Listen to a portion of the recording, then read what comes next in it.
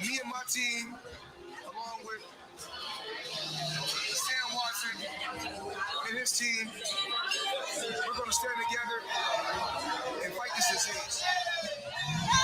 I come this way before, traveled through the open door. Circumstances navigated the path, and life happened all so fast. No, it got lonely sometimes. You see, I know we couldn't make it. Even when I'm off beat, I still land on my feet, and nothing can shake me, cause I know life took a hold of me. I never.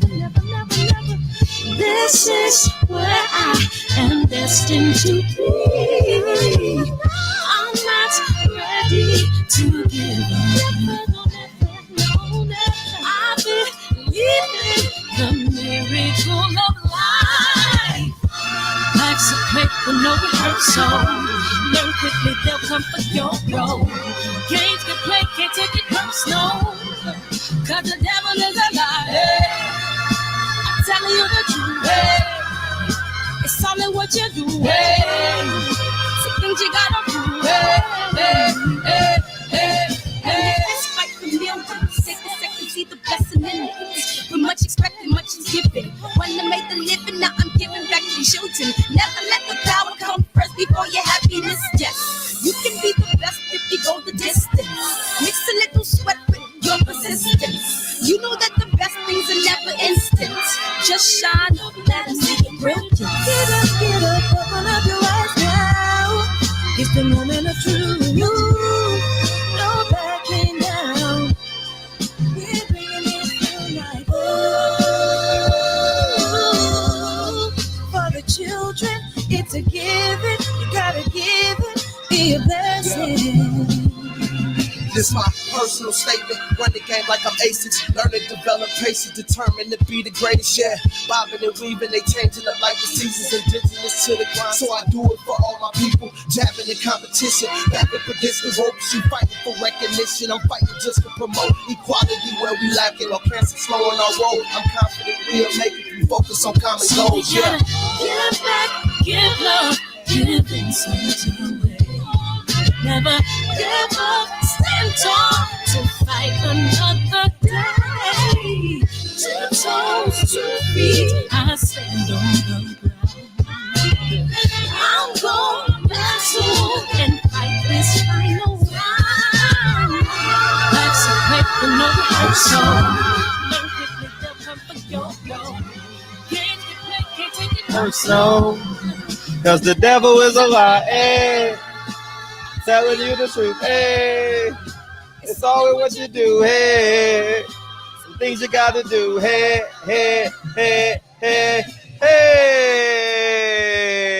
Bounce with me, y'all. Hey. Woo-hoo.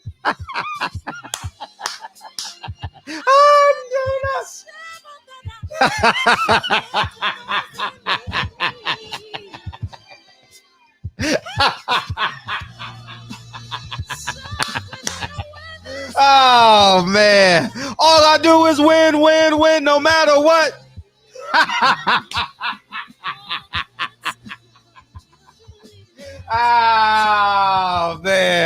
Oh man, you gotta love it. Love is the word. DB JP, but we gonna call him JQ. What up, Boo? You can't. There it is for you, Boo Robinson. I got you, big homie. It's Big Lloyd in the house. H Money, Haney. KJ, what up, man? Robert Brown, man. What's up, bro? What's up, man? Matrix R, what's up? Unique Don and Love in the word going back to back in the comment section. Shit. Can it get any better? Part 4. You know what I mean? G Brown, J Gibb, man. Yova. What's up? Gusto Jones, man. What's up? Gusto, man. Gusto Wallace. You know, Pico Train, man. What's up, bit? We got AKA Cletus in the building, man. Victor, Breezy Boy, J Gibb, Phantom. What's up? Did we get Maurice McElroy? Poncho, S. Dot. What's up? Hey, I love saying S. Dot, man, because I was in my early 20s, I was a big Jay-Z fan. You know what I mean? Oh, so I like saying S dot. You know what I mean? You're the first S dot I've ever spoken to. Hashtag JLJ. What's up, man? Jean Lejeune. Jean Lejeune. Hey, hey, when you walk up to a woman, she's like, nigga, what's your real name? What up, Mark Wonderlick? What up, Mark Wonderlick, man? Oh, what's up, Mike Wills, man? What's up, man? Hotep, Big Coop, man. What's up, man? Hey, man, I'm feeling good today, man. Because why don't y'all go back and check the sweater I had on last night? And you'll realize it's the same sweater I have on tonight. Ownership. Oh, it goes this way. It's the reverse, right? Ownership. You know, I was having fun with y'all last night and shit. I said, you know what? I'm just going to have fun with y'all niggas, man. You know what I mean? I was biting at the bit when y'all started challenging me at the end of the show. I was going to drop it. You know what I mean? But, you know, I wasn't. I said, I'm going to just hold my water. You know, DB was coming at me yesterday. Brandon 13X Muhammad was coming after me last night. I think that's his name. I don't know. You know what I mean? They were coming at me last night, man. J.A. Dixon. All y'all was coming at me last night, and y'all was talking, huffing and puffing and trying to blow my house down. Oh. You know why I wear a hoodie? To promote a business, but it's weird because I like a fan on me. There's a fan right here, and it gets too cold in a t-shirt, you know, but you know, that's kind of my thing. Because when I started the show, I wore a shirt, but I had the fan on me in the middle of the show. I wanted to get up and put on a sweater, but that's the biggest reason why, you know, I mean, I like the fan on me, but it gets too cold in a t-shirt, you know. So anyways, oh man, what's up, man? You can't overhype a fight enough, man. Billy Joe Saunders is doing his part. Canelo was doing his part by responding. Hopefully it attracts fans, you know what I mean? But you know, good for them, man. Good for them. You know what I mean? Billy Joe Saunders is having fun. He knows this is his Super Bowl. I believe he's gonna put up a fight. I believe he's gonna attempt to box his ass off. We really gonna see the footwork of Canelo come into play. We'll see how good his footwork is. We know he's great above the waist, you know. Pause for all y'all young niggas, you know. But we really gonna see, do he got some Michael Jackson in him? We gotta see if he got some Michael Jackson in him this weekend. You know, that was his weakness against Lara, Floyd, Austin Trout. He didn't have that Michael Jackson in him. You know what I mean? They still have $40 tickets. Like, oh, don't worry about that. They gonna sell them for like $20 a day of the fight, $5 a day of the fight, and they gonna send out emails. They gonna get people in that. They gonna get people in that stadium. They'll get them in there, you know, because they want to set the record. The goal is for Eddie Hearn to set the record. I think the goal is Pacquiao, if I remember correctly, name starts with a C. It was Pacquiao and who that got the record? Like 55,000. Canelo came short with like 52,000 against Liam Smith. I'm just guesstimating off the top of my head, but feel free to correct me. And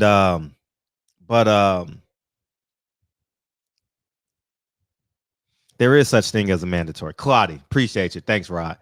Appreciate you, big dog. There is such thing as a mandatory. And I let this sit for 24 hours. How many phone calls y'all think I got, DJ? How many phone calls? Shout out to DJ, man. I saw you over there supporting Blue Blood, man. Appreciate that, man. Supporting your brothers. How many phone calls you think I got today? You know, I know Billy Joe is slow, but he gonna move. I ain't never seen Canelo move with a purpose. You know, like whenever he wanted to counter Triple G, he put his back against the ropes. You understand, where he didn't have to use his legs. You know, I mean, you know what I mean? He do that, you know. And I think Billy Joe is gonna move. Billy Joe is gonna be content with probably throwing one punch at a time. He saw what happened to Amir Khan when he got comfortable. You know, Amir Khan got comfortable. 1, 2, 3, 4. Okay. Canelo said, okay. I'm gonna let you do all that, and I'm gonna catch you in between. Ah, you know what I mean? You know what I mean? So, you know, you pick up people's cadence in the fight. Look at Deontay Wilder when he damn near murdered that man. He said he saw Deontay Wilder said he saw him miss a breath. That little heavyweight that was a real good contender. You guys know who I'm talking about at the Barclays Center. Wilder just caught on to his cadence.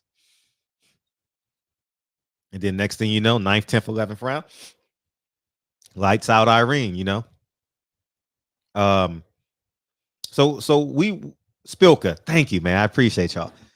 So we gonna find out this weekend, man.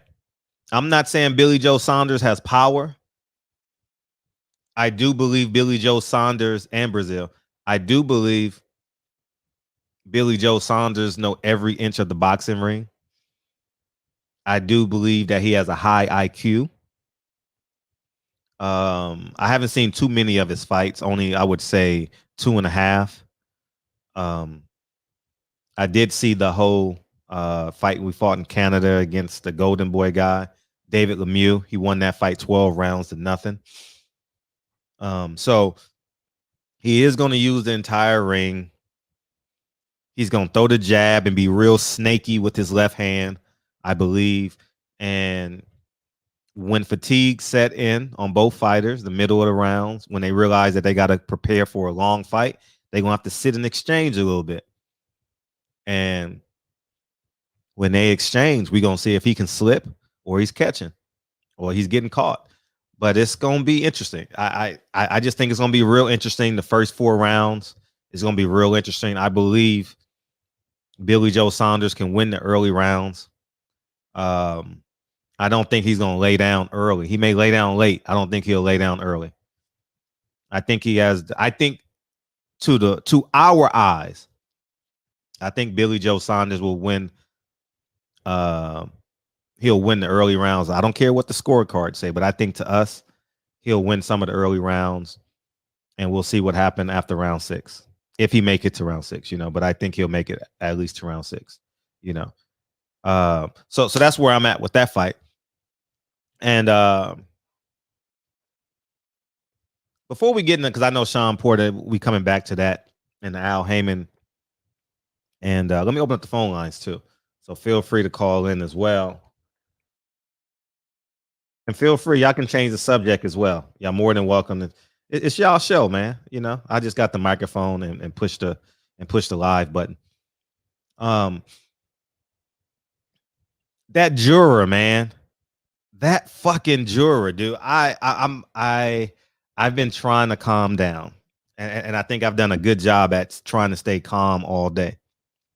For those of you who don't know, juror number 52. Make a wish. Juror number 52 in the Derek Chauvin trial. It's not the George Floyd trial, okay? It's the Derek Chauvin trial. Took a picture at an MLK rally for the March on Washington. Right? And he wore a George Floyd shirt. Right? Now, here's what I believe. Here's what I believe happened. Derek Chauvin team knew this the whole trial. Knew this the whole fucking trial. The whole trial. They've been sitting on this for a long time. And you know what they did? Some barista at Starbucks, some barista at Coffee Bean, you know, some man or woman that works at a PO box in Minneapolis, you know, because they couldn't do it. Somebody attached to him pretty much walked up to him and told him, "Hey, listen,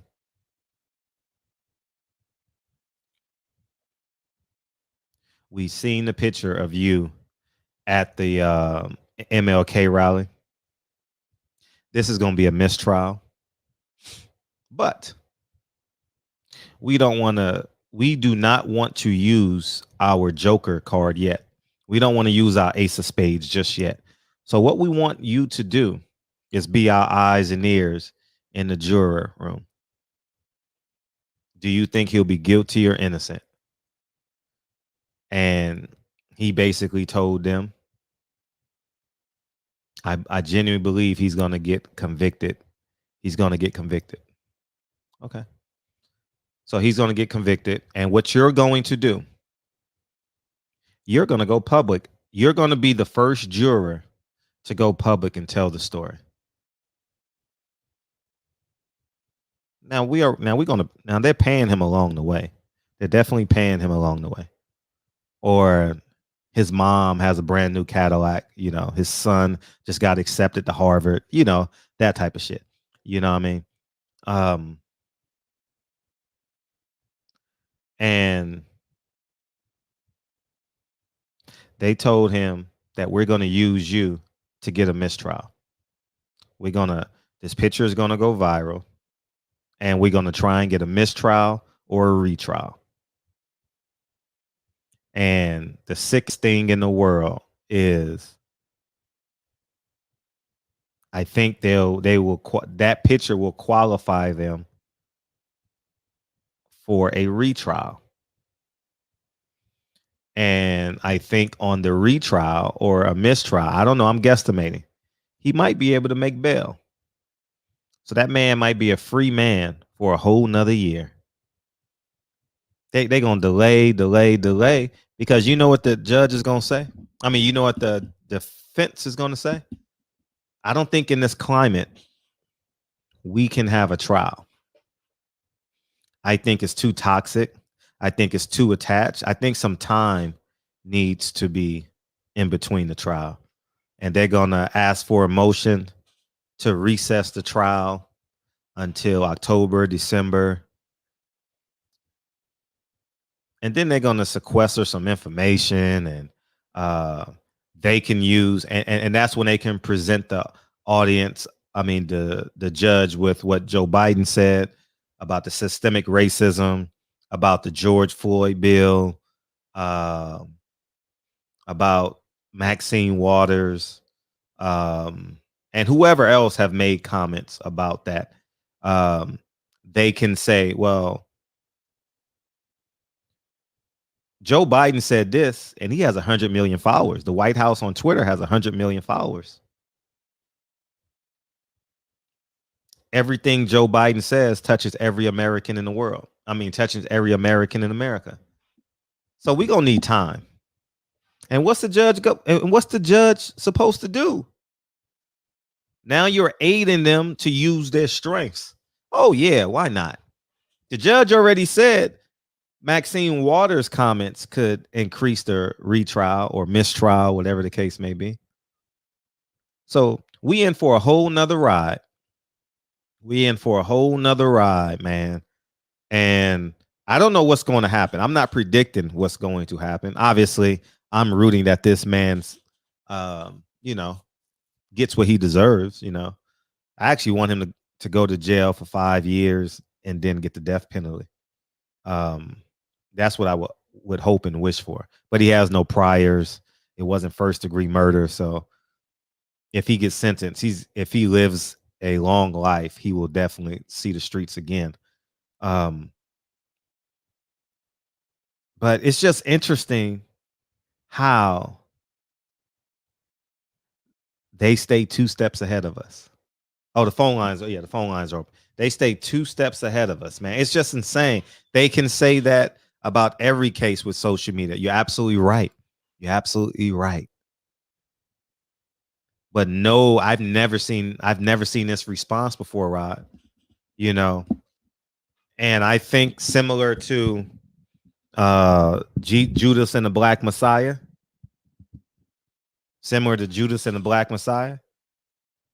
shit was already there. It was already there, y'all. It was already there, man. Already, man. They didn't just find this picture. They found this shit the first week of the trial, man. Trust me. They have an exploratory team. I forget what it's called. It's called anyways, it's called, they have interns and secretaries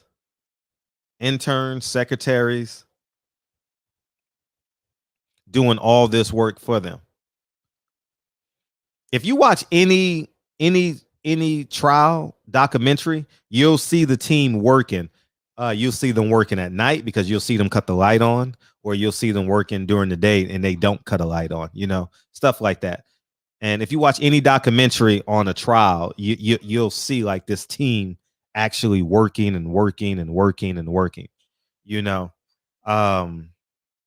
It's just bad. Private investigators, thank you. It's just amazing, dog, how they find ways, man.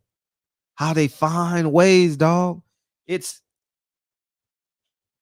beyond my comprehension. It's not beyond my comprehension, but it's just amazing, Rod, how they got us, man. They got us. And hopefully, and now I will say this.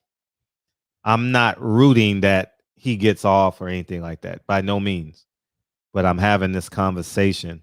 Discovery. That's the word I was really looking for. A discovery team. They have a discovery team. It's about 5 to 10 people, and they're responsible. They're responsible for gaining information. So, whew. And that's where I'm at with this, man. If y'all have any comments, man, feel free to call in and we can rock out. But this this retrial gonna be crazy, man.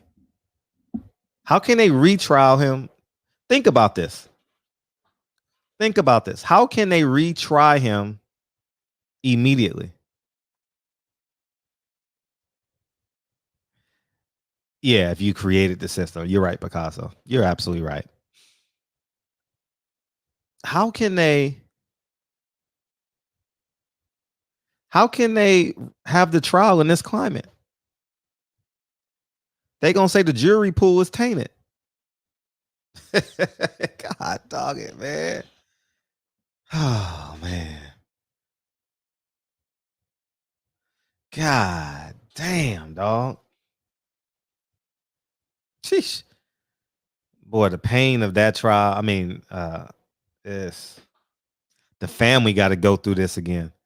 And just to see and just to know that he is going to be a free man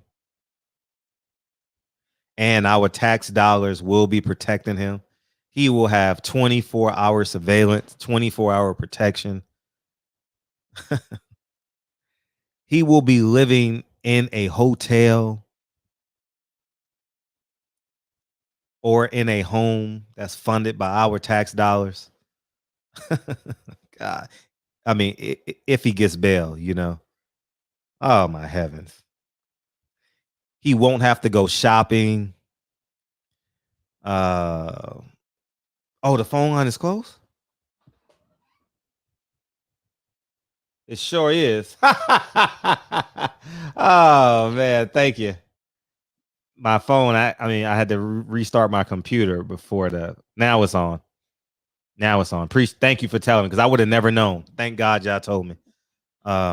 It's on now, so feel free.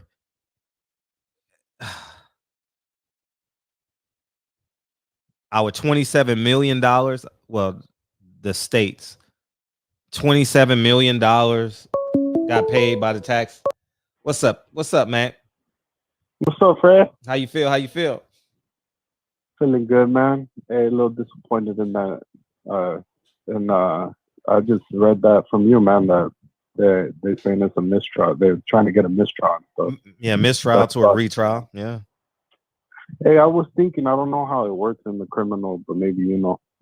Do you think that they're trying to move the trial? Because as you talk about the climate, I'm thinking like, how does that work with the criminal about moving the trial? Yeah, they definitely can. Yeah, they definitely can ask to move the trial. But the judge, but the judge. See, here's the catch with that. I don't know how it works with the judge, but I would guess that. What's up, Donna? I would guess that the judge wants to be a part of the trial. So I'm not sure if he goes with it, or if the judge go with it. That's something I don't know. But if he doesn't go with it, then he wants him to he wants it to stay in his jurisdiction, because obviously the judge wants to run for office, write a book. You know, I'm trying to think this through, Fred, and it seems like you said, like an orchestrated plan that they had up their sleeve. So if they can prove, I don't know how it works. I'll probably need to do some research. I'm kind of, you know, just kind of calling it. But if they're trying to do that, Fred, you know, all the counties surrounding them, I bet you they're a little more conservative and have a little less melanin in them. So I think that I don't know, man. I gotta look into this, but I don't know. What do you think? Do you think there's a possibility? Is there anything there? I think it's a lot there, and I think it's a lot there. I'm not the expert. I just know that it's on their terms.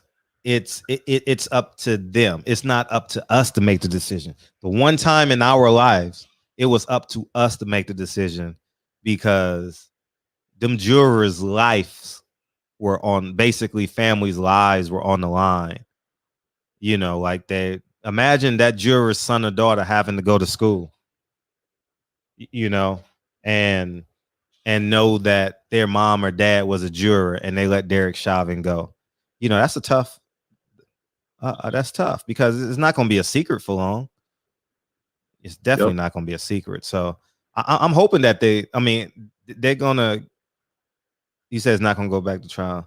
Okay, I hope not. I'm rooting that it's not. I want him to, you know. Yeah, that's what we all want. Not to go back to trial. No, absolutely not. But the fact that it just seems like it's rigged. You're right. Like it just seems like like you said, they have a whole discovery team.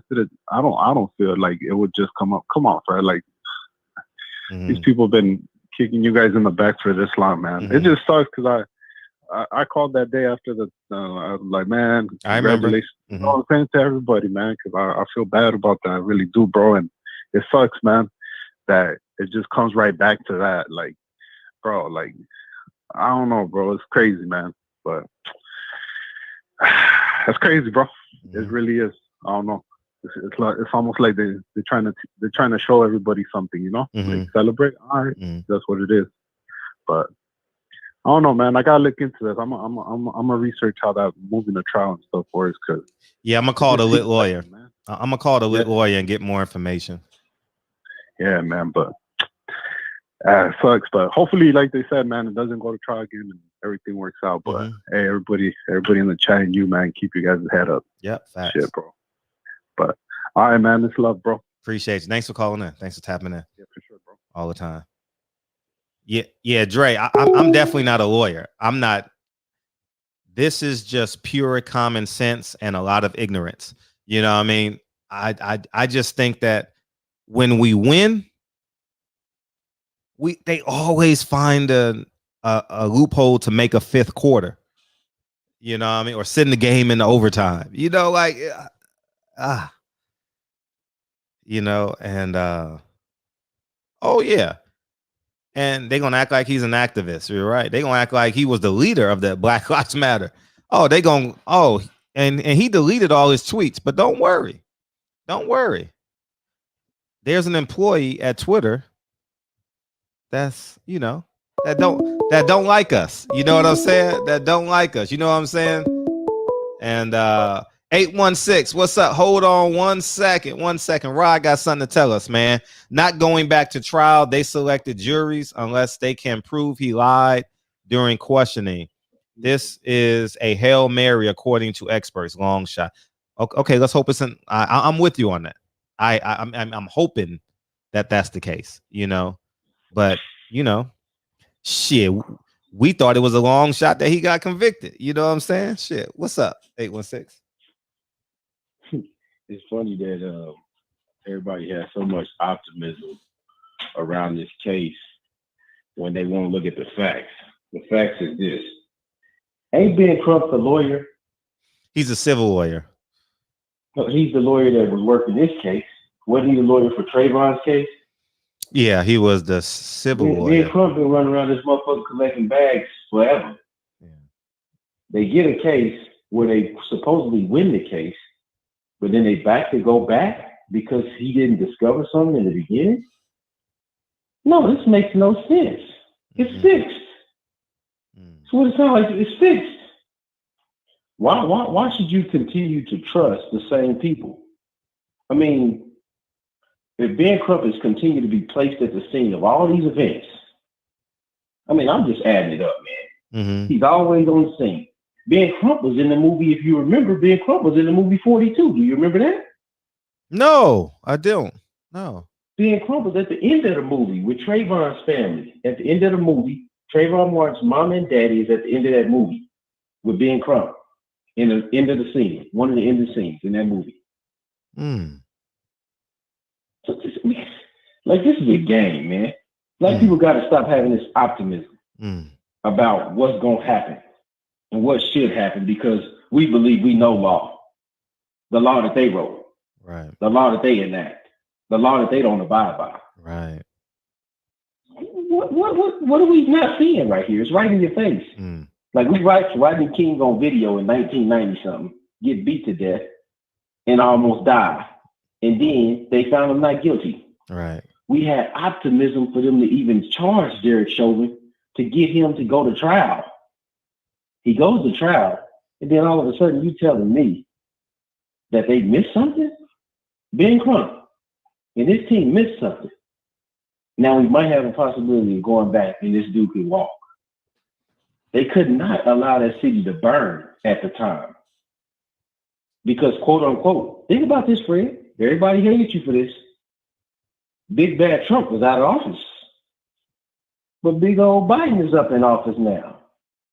Nothing's happening when Biden's in office. Biden's the president, ain't passed a bill. The George Floyd bill still ain't passed. But sorry to say, the Asian hate bill passed. I'm just saying facts. I don't hate Asians. I don't hate nobody. But I'm just stating the facts of what's going on right now.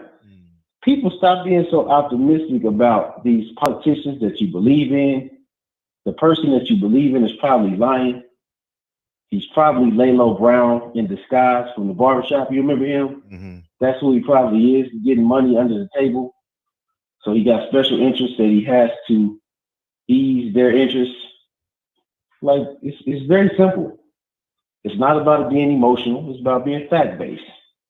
Black people is the most emotional people on the planet, and they continue to get played because of emotions.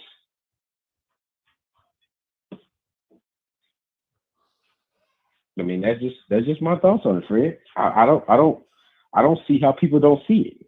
If somebody's the common denominator, Jesse Jackson and Al Sharpton always show up. We always see them. Now, Ben Crump is part of the new wave. He's the lawyer. He's the face for that. And he's going to continue to be the face for that. That Trayvon Martin case made him famous. He will forever be the lawyer that's going to continue to be ran out there by them people. And he's going to continue to get what he gets.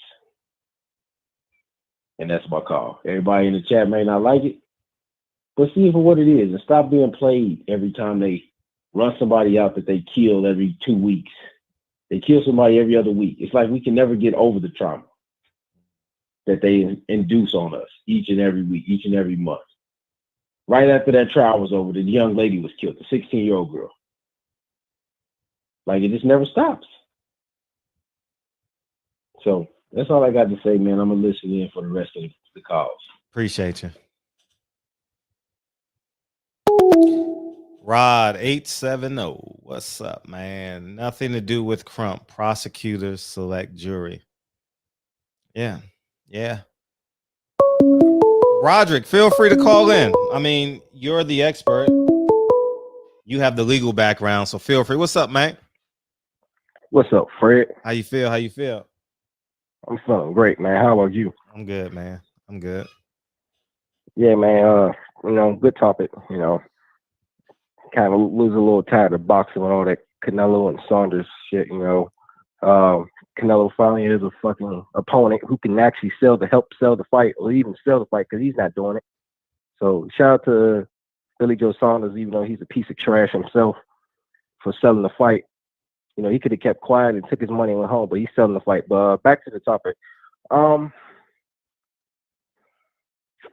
Again, with everything that's going on with this Derek Chauvin case and George Floyd, I just think, it's basically us being played on a merry-go-round. There's no difference. This happened before, and this will happen again. The question is, what do we do? A lot of us have a lot of great ideas, a lot of great plans, but the truth is we're not coming together for it. We're not coming together. We have a lot of people. Our people have a lot of skills now. We have a lot of knowledge. We're smarter than we used to be even probably, 12 years ago, because of the internet. We now have a resource that allows us to make our own decisions on what we want to believe, or what we picked on, or what we missed, and what they missed out in our school system. We have that freedom to look at information that they deliberately remove or didn't put in our curriculum in our schools. And obviously that's not their job. The system, that's not their job to help us. We all know this. So we have to help ourselves. How do we help ourselves? For one, this is how we help ourselves. This is the key. It's the birth certificate, Fred. When you're born, or I'm born, or whoever's born, your parents, I'm not pointing nobody's blame on their parents, because even your parents don't know this. When your parents signed your birth certificate, that's when they basically handed you over to the government. Yes, they did. But it's not their fault, because they did not know. And I'm going to make sense of all this. So when you're born, your parents register you with the government as a corporation by receiving and signing a birth certificate. In a few years, your corporation will receive a taxpayer ID number called a Social Security number. This is so you can be used as collateral for the government to acquire debt. That's right. You and your labor, your jobs, or whatever, your time and energy is what backs up the national debt. So basically, your stock. And how does this tie into Derek Chauvin and all that? That's how they can get away with everything, Fred. They don't see it as a threat. They're not worried about marching or us destroying stuff. They don't care, because guess what? We're basically debt slaves. And I think a lot of people don't get that. And they're like, how does that have anything to do with racism, the system? It has everything to do with it. The government created the laws. They created your Social Security. They created all that. Most people don't know when you sign those birth certificates, it is basically a bond to the system itself. It basically is. And I can, if you want, I can go back to when in the United States declared bankruptcy in 1933 under the bankruptcy law known as HJR 192. They pledged all Americans as collateral debt slaves against the national debt to the international bankers. So they gave all the land to the international bankers, which are the Federal Reserve Corporation, and confiscated and outlawed all the gold, which is the real money, not the dollars that we use. It's basically fiat. It's not even real value. They took all the gold except for 1 ounce for each person, thus eliminating the lawful means of gold and silver coins by which you can legally pay off your debt, not by the money that we use.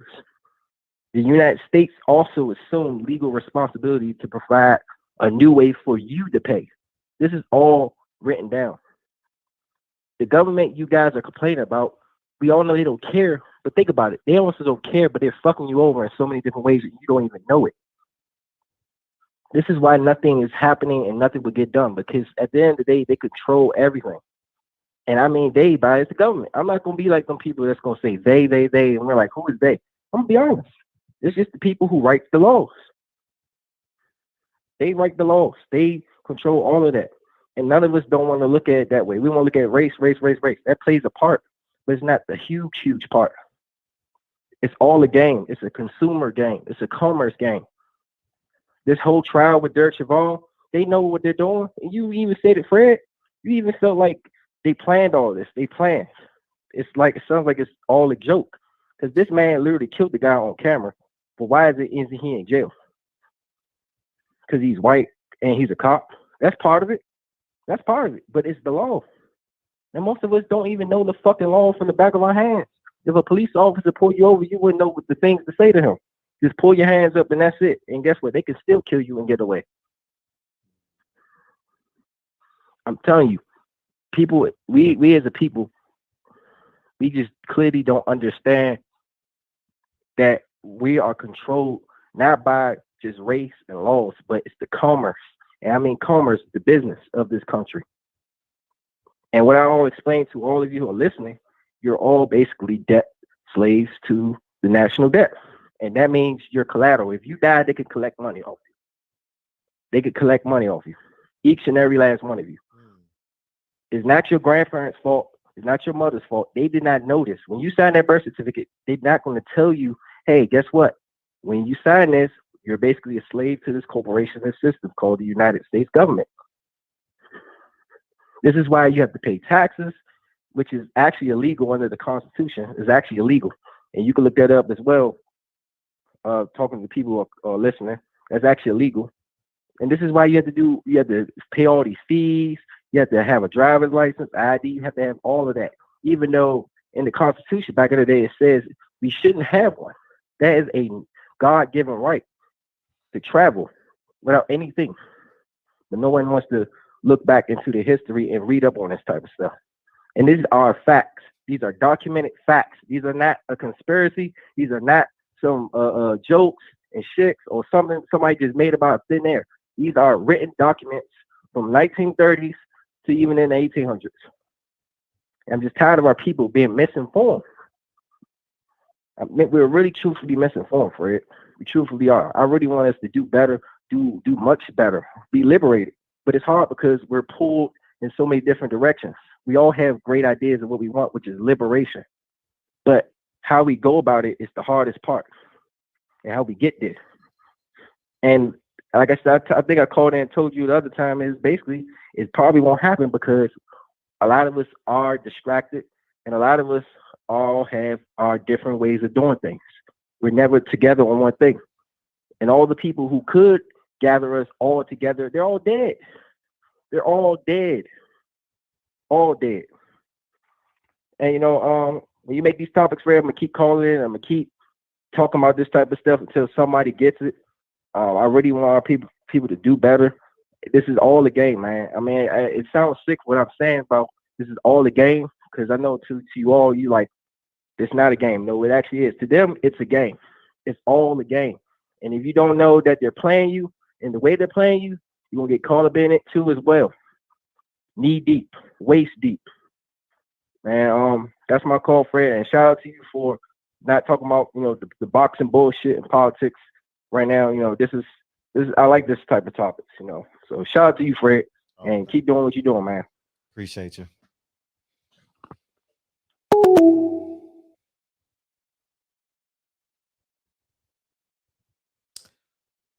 Broderick, you want to call in and explain if you would like? I think you're 510, right? I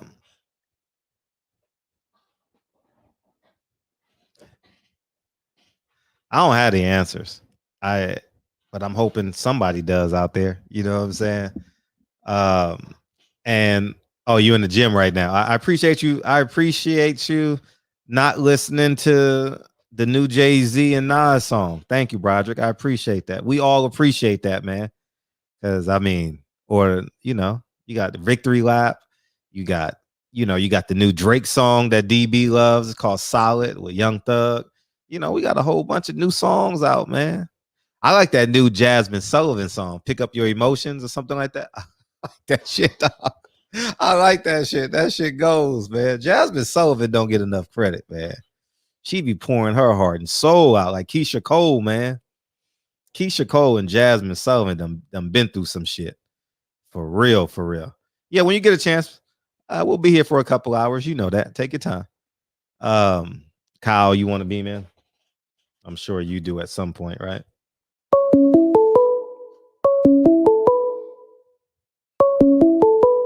Oh shit. What's up? What's up with your friend, Hey, man? how you feel, man? Oh man, just had to call back tonight, man. Yes, yeah, I felt so great about last night, man. I felt great. Hey man, we got to tell these dudes that listen, everybody that's listening, I want you to go in your bathroom or look to your left in your room or your mirror, or if you're in your car, look at that thing that's hanging up and right there in the middle of your front windshield. I mean, just take a look. That's who you're looking for.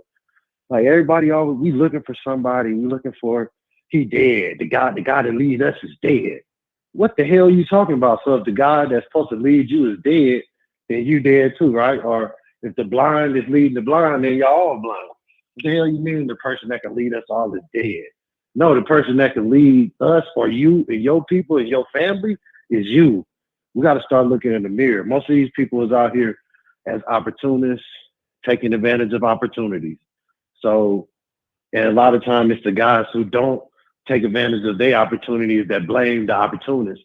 So, listen, they played us in high school. They told us, "Hey, the dude who's smart and going to school, he's a sellout. He's a sucker. You should hang out all day. You should hang out all day and do nothing." You know, like that's what they told us. They played you. Oh, opportunist, that's a slacker. You're a tricker. No, opportunist is a guy who see it and take advantage of it. They say the most blind people have the most everything they need right in front of them and just don't even see it. You know what I mean? Like if you don't know what $100 bill look like, but the person next to you do, it ain't his fault that he know what a diamond look like and you thought it was a piece of glass. It's just that some things is in the eye of the beholder. And we got to stop looking for some white knight to ride in on a horse or Obama to get a third term or Joe Biden to turn into the great white hope. Listen, you got the power and do for self. That's what we say in the nation, man. Do for yourself and suffer the consequences. And I don't believe no man gonna lead me nowhere. You know what I mean? My daddy been dead a long time. My daddy couldn't even leave my mama. You understand me? My mama led him. And shit, he wasn't able to keep up with her, so she left that nigga alone. So that's what you gotta do, man. Start focusing on yourself, focus on your family, and listen. As Black people, we gotta appreciate the laws that they listen, when they written these different non-written laws of slavery, remember that one drop of Black blood, you Black. So okay, thank you. That was cute in the 1600s or 1700s when I was being born into slavery. But now that my homies is messing with Asian women, white women, all these other women, and one drop of sperm in them make a baby. So that's a 50% Black baby in them. And according to you, that baby is 150% Black. So thank you, and we'll be all right, especially as Black people, especially as who you want to be. Just focus on yourself. And what they say, man, we say the basis of community development is self-improvement. So if we can start improving ourselves, usually the things around us will extrapolate. You know what I mean? And we're worrying about leaders that are dead. How about you go pull up in the neighborhood that you made it out of and pull a young guy up and help him pull another young guy up, and you can have multiple people looking up to you. And maybe you ain't dead, so maybe the guy that can lead your people is you. Stop saying that he dead. And Malcolm been dead for a long time. Malcolm Martin been dead 60 years. Elijah been dead for 100 years. Man, everybody been dead.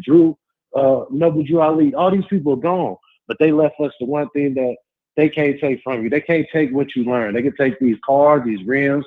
They can take your women, your house.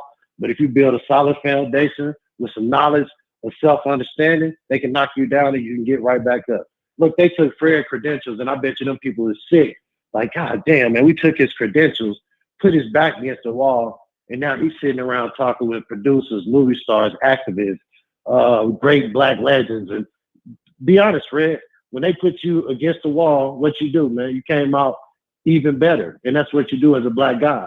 When the odds are stacked against you, you show like, okay, I can play this card game while rolling my blunt, or while reading the Bible, or while reading my Quran. I can do this in my sleep, and we just get better. So every challenge gives you another chance to show that you're great. Because if you never be challenged, you'll be sitting around and never get to show you great. So just look for yourself and listen, if you black, you can't do nothing. You can't wear a shirt or nothing because listen, what's crazy, Fred? I got jury duty coming up. I came home the day that Chauvin got found guilty, and when I checked my mailbox, I got jury duty like maybe like sometime in the next like 5 days. I gotta go to a jury duty. So man, these folks know what they're doing, and they know they're gonna get a militant black guy, and they're gonna look at me when I walk in, and I'm gonna have that glow from the Nation of Islam, and they're gonna say, "Oh, you can go ahead and go home, sir." You know what I mean? You can go home because they're gonna say, "What you?" I'm gonna say, "What's the case?" I mean, oh, he did what? I don't know, man. He might have some hard circumstances in life. You know what I mean? Is he black? The white guy? I don't know, man. White guy. He might be suspect. He might try to do it again, man. We might need to throw the book at him. That's all you gotta do to them people, man, and they're gonna get you out of there quick. You know what I mean? He black, let him go. He white, throw the book at him. No, that ain't how it works. So, man, just focus on you, focus on us, and that's the answer, man. Focus on you. Listen, you got your kids, and you know how to move, and everybody else just learn how to move, man, and take care of yours and your family, and you'll build a solid foundation. And like they say, man, everybody else around you can say some shit about you, but what's said in your house is gonna be the only thing that really matters. Because if you ain't respected in your own house, ain't no point of being fake. And you see how, remember what Floyd was going through with it looked bad. Like you got all these women around you, all this money, but your own kids don't even respect you. And that hurt him. And you see him try to clean up himself as a man. And I ain't never think I'd see that as Floyd, trying to clean up something with his daughter. But hey, man, that'll do it to any man, man. Be put down by the person that don't give a fuck about your money, don't give a fuck, none of that. You know what I mean? You birthed me and you gonna respect me, poor, rich, or broke. And he didn't respect his father, but you seeing that he gonna make his kids respect him, and he gonna respect his kids. It's a new generation for it. Appreciate the call. Peace. Thank you. Colorado. Diggity, what's up, man? Hey, what's going on, Fred? You can hear me? Yeah, we hear you great, man. This your first time, yeah? Nah, that's the second time, actually. Time. Okay, well, we're going to pretend. Welcome to the show! Just because I want to push buttons. Just because I want to push buttons, you know what I mean? Okay, it's all good. It's all good. You got to forgive me if there's any background noise. I'm driving my truck right now. Oh, no worries. We appreciate you. We appreciate you taking the time out. No doubt, no doubt. But I just want to know, like, old dude, why he do all these interviews, bro? Like, I mean, I know he get a bag from it and all that, but I mean, come on, man. You knew you was at that Black Lives Matter rally, and you know they asked you that question before. You know what I'm saying? You got selected for the jury. You select no, you don't support Black Lives Matter, but you knew you went to a rally. That don't mean he's down. And he took it with a famous person. Huh? And he took it with a famous person. Oh. Yeah, like, come on, bro. Like, you got to do better, man. I mean, I don't know. I mean, hopefully it just don't backfire. It's bad enough we had that old decrepit lady in Washington. She say what she said. Then you got the old senile dude that's the president say what he say. You know what I'm saying? And now you got a juror that's wearing what it say on the shirt? The knee on our neck. Don't let the knee on our neck, whatever it says. Like, come on, bro. This will be totally messed up if this dude, this juror, causes a mistrial. You know what I'm saying? This will be like a slap in the damn face, yo. Shit is ridiculous, man. I don't know. Why are you doing all them interviews? That's what I want to know. Like, bro, just sit your ass back, let that man get sentenced, and then come out and do the interviews. You couldn't wait 2 months? He gets sentenced in June, right? Yeah, sometime this summer.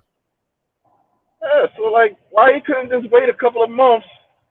You know what I'm saying? Let that man get sentenced, because he's probably only going to get 12 years, if that. You know what I mean? Like, I don't know, man. That shit crazy, yo. I don't know, bro. God damn, yo. Hopefully it don't turn out bad, but you know, you never know with the system shit. So I don't know, man. That shit crazy, yo. That shit crazy. don't make sense. It don't make sense whatsoever. You know, like you knew you took the picture. You know, you knew you was at the rally. That was one of the fucking questions they asked you. You know what I mean? I remember watching the jury selection trial, and they was asking them in the courtroom. You know, have you support Blue Lives Matter? Do you support Black Lives Matter? Everybody said no and all that stuff. Now, I don't know. He got a good case for at least an appeal. I don't know if it's going to go through, but he definitely got a good case now. You know what I'm saying? With that whole Dante Wright, that going on. I heard there's another juror saying, you know, she lived in that area where they was rioting. And, you know, she didn't want to see the city burn no more. I don't know, man. This might be a big ass setup. It was all suspicious from the beginning. When the judge then freaking requested the jury, that shit was wild to me. Like I've never seen that before. The case is big. You know what I mean? Shit is wild. Yo. I don't know what to say, man. I don't know what to say. Yo. Hopefully they stick with it. This man get his little 12 years. Probably only gonna do 5. And we're going to be happy with that, I guess. I don't see him getting the 40 or the 75 and all that other crap they talking. But then again, I ain't seen them getting them convicted. I thought he was just going to get the manslaughter. But right. I don't know. We got to wait and see. You know? I don't know. Hopefully, old boy didn't ruin the trial. That's all I can say. You know what I'm saying? Hopefully. Shit crazy. I don't know. I mean, that's all I really got to say about it. I just don't understand why he did all them interviews like ASAP. Yeah. You know what I'm saying? Like just wait a little bit. You know what I mean? I know you want to get that bag. You want to be the first juror to make that money. You want to be the first juror to get that movie deal. All that other shit that's gonna come with this. But just wait a couple of months, man. Let that man get sentenced and shit. You knew he was gonna come back on the appeal regardless. You know what I'm saying? You over there posing with the Black Lives Matter T-shirt and at a rally. Oh man, I don't know, bro.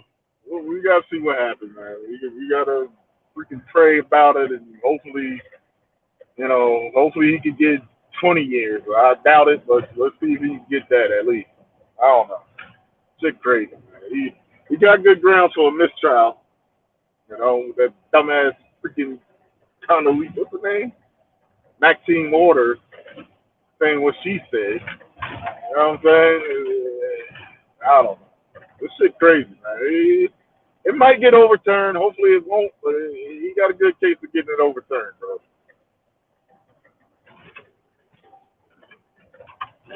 I don't know. Shit crazy. That's the world we live in, though. Appreciate the call. No doubt. I'm here, man. I was going to continue watching, you know. Thank you, bro. Subscriber here and all that, you know. Thank you. I watch you while I'm driving. Appreciate you know it. Thank you, man. Thank you. Truck drivers get a lot of love here. Yeah, man. You know, it's lonely out here, bro. I know. Radio sucks. I know. I'm 43. You know what I'm saying? I can't listen to this new rap. To me, hip-hop died in 2010, so I don't listen to the radio.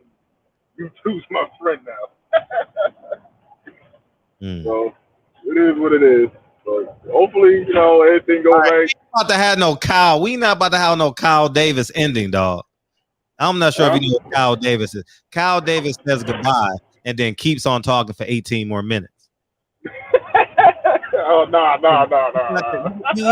You have to go. You either go have to pull over and get some head or something at the next truck stop, or listen. Call it, nigga. All right, go ahead with the next call, bro. All right, peace, all right, peace, Fred. All right, what? Speaking of the devil, not you, Deacon. We got Kyle. He was before you, Deacon. I got you next, man. Speaking of the devil, man, what's up? Hey, there's no more room for long outros. All right. Short, fam. Oh man. What's going on, Big Fred? I'm great. How you feeling, big dog? Man, you know, just trying to make it work, man. Man, Mark Nash had a hell of a show, man. Then the girl got to talking. You know how they do. Did the over talking. You know what I mean? So I had to throw the deuces up. And I said, all right, I'm out of here, man. Can't get a fucking word in. You know what I mean? But hell of a show. So tonight, man, we got Wire Wednesdays. So we basically we're trying to figure out which fighter compares to what character. So we had, I don't know if you watched The Wire. Of course you did. So Mike Lee, we compared him to Devin Haney. Now, you want to know something funny? I didn't have cable in college. I didn't watch The Sopranos or The Wire.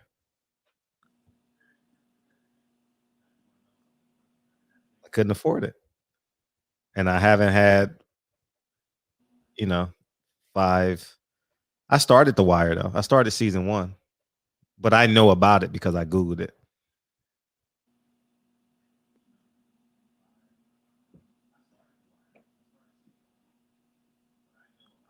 Does that mean we're done? I ain't gonna do you how I did old girl, man.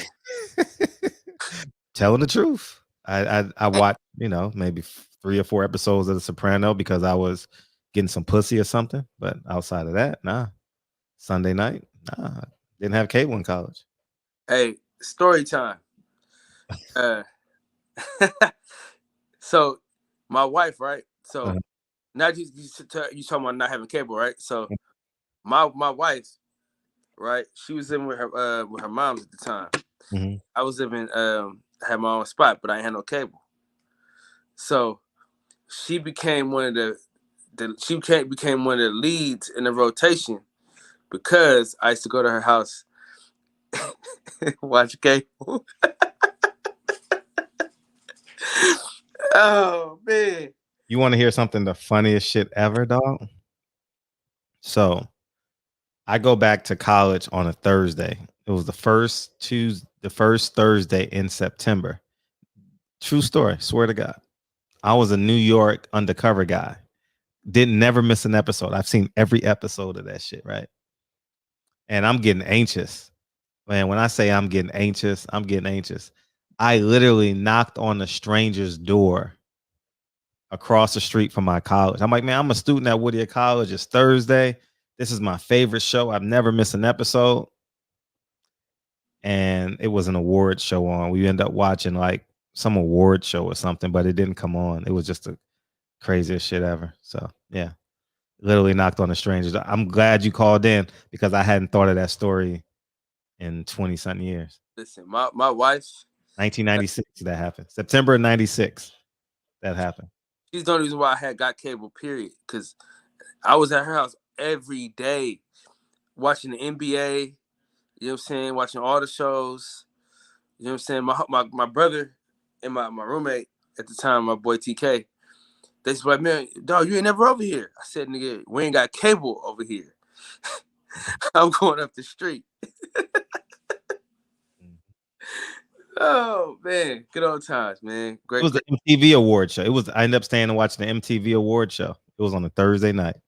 Yep. 9:00. Yeah. You gotta talking to the chat as well. No, it's all good. You gotta watch The Wire though, bro. You gotta. I am gonna watch it. Oh, I am, and I want to watch it with my son.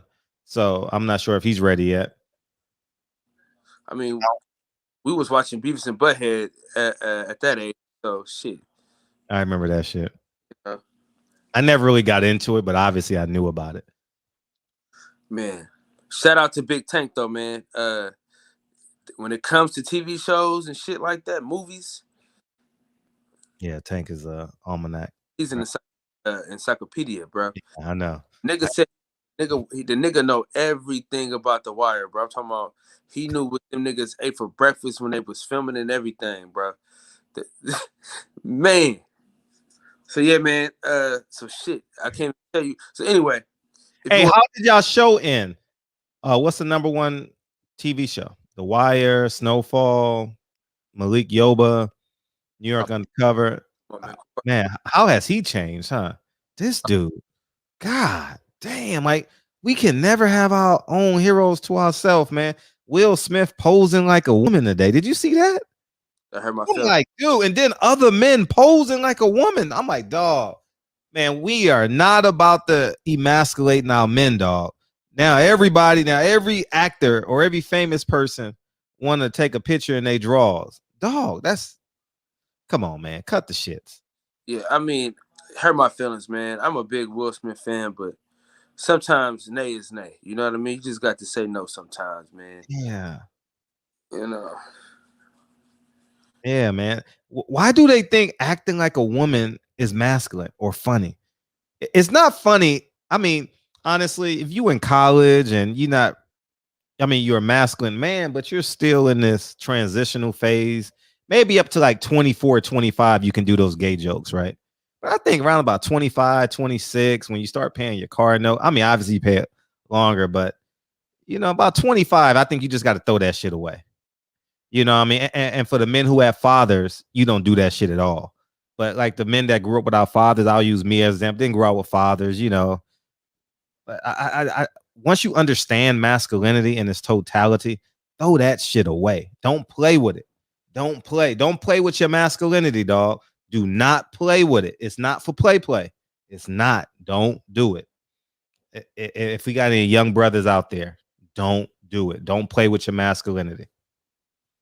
Yeah, bro. It's really weird, man. You know what I mean? Mm-hmm. Damn, what was I watching today, man? Because they was talking about Ricky Wood. Oh, that's all. I was watching Vlad TV, right? Uh-huh. And what's the nigga name, man? Bosco. Yeah, the gangbanger. Yeah. Mm-hmm. So he said something that was profound though. He said, man, they always trying to why the black dude always gotta be the bitch? I mean, like why the you know what I'm saying? He's saying like why the black men always gotta be the bottom. You know what I mean? When it comes to that shit. Like, cause Ricky Williams wore the dress. He was like, shit, why the white dude couldn't wear the dress? You know what I'm saying? He said, we always gotta be the bitch. You know what I'm saying? We always gotta be the ones wearing the dresses and shit like that. I was like, that shit's true though. Like a lot of times we always gotta be the ones wearing the dresses and shit like that. Mm-hmm. Yeah. It was a cool little interview though, man. It ain't that long. I don't know if y'all niggas still watch Vlad, but shit, I still enjoy his interviews. Mm-hmm.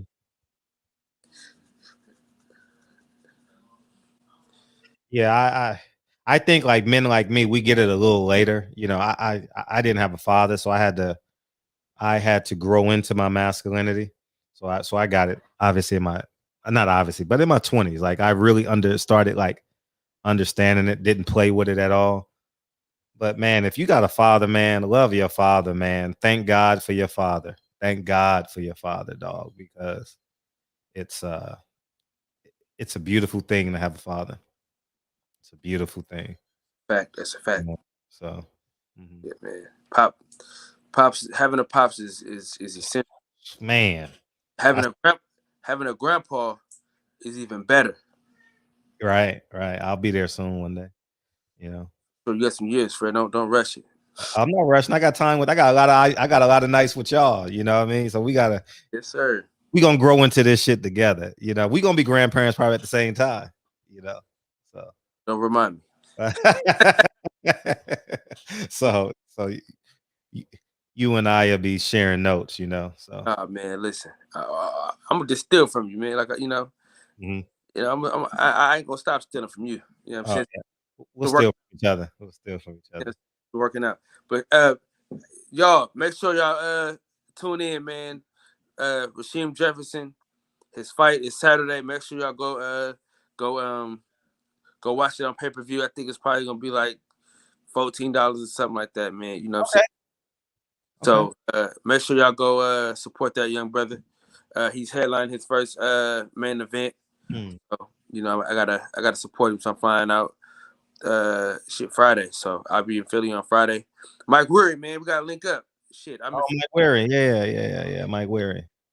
I'm always in Philly, man. Shout out to the Badlands, man. All right, Fred. Keep it fun. These niggas next. Hey, Fred.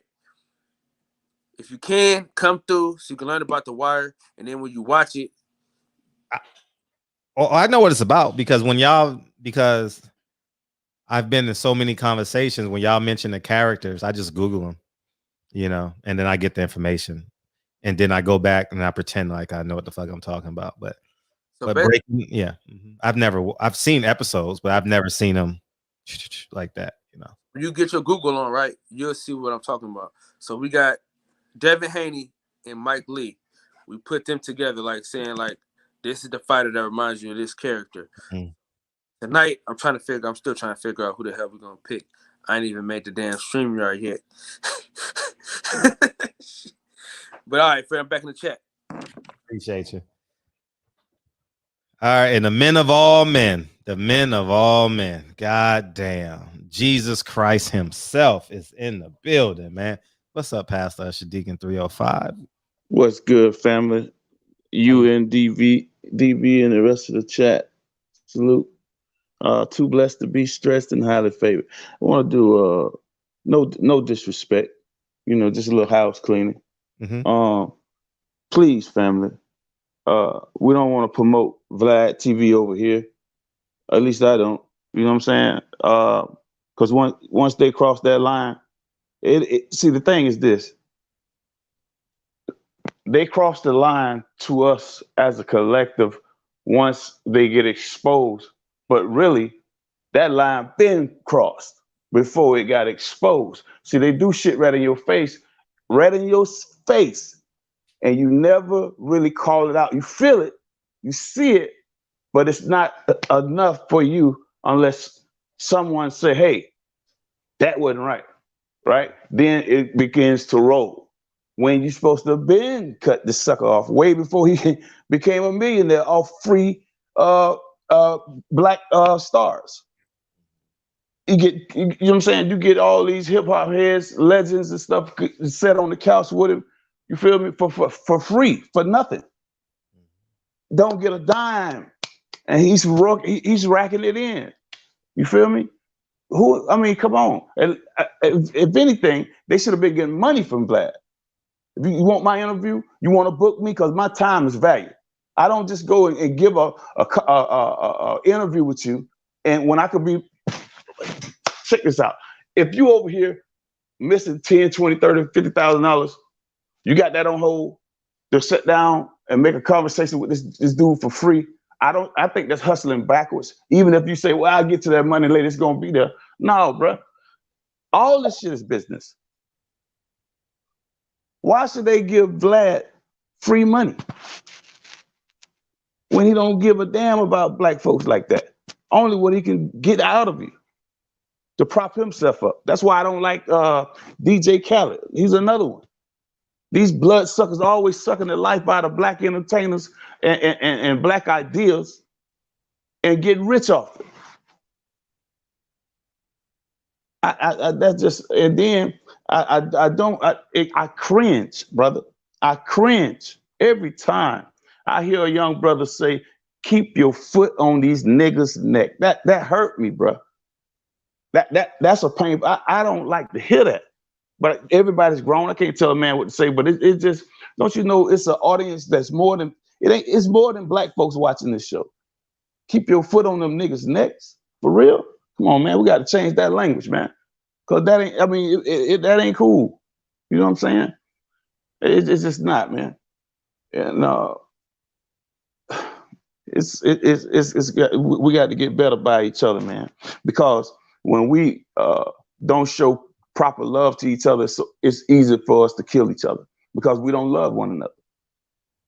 If you got no love for a man, you ain't got no problem with taking his life. But if you feel him in some type of way as your brother, you see him as a man, a young woman. See, a young woman just got killed out there to the festival at the little hometown where I come from, right? Guess what happened today?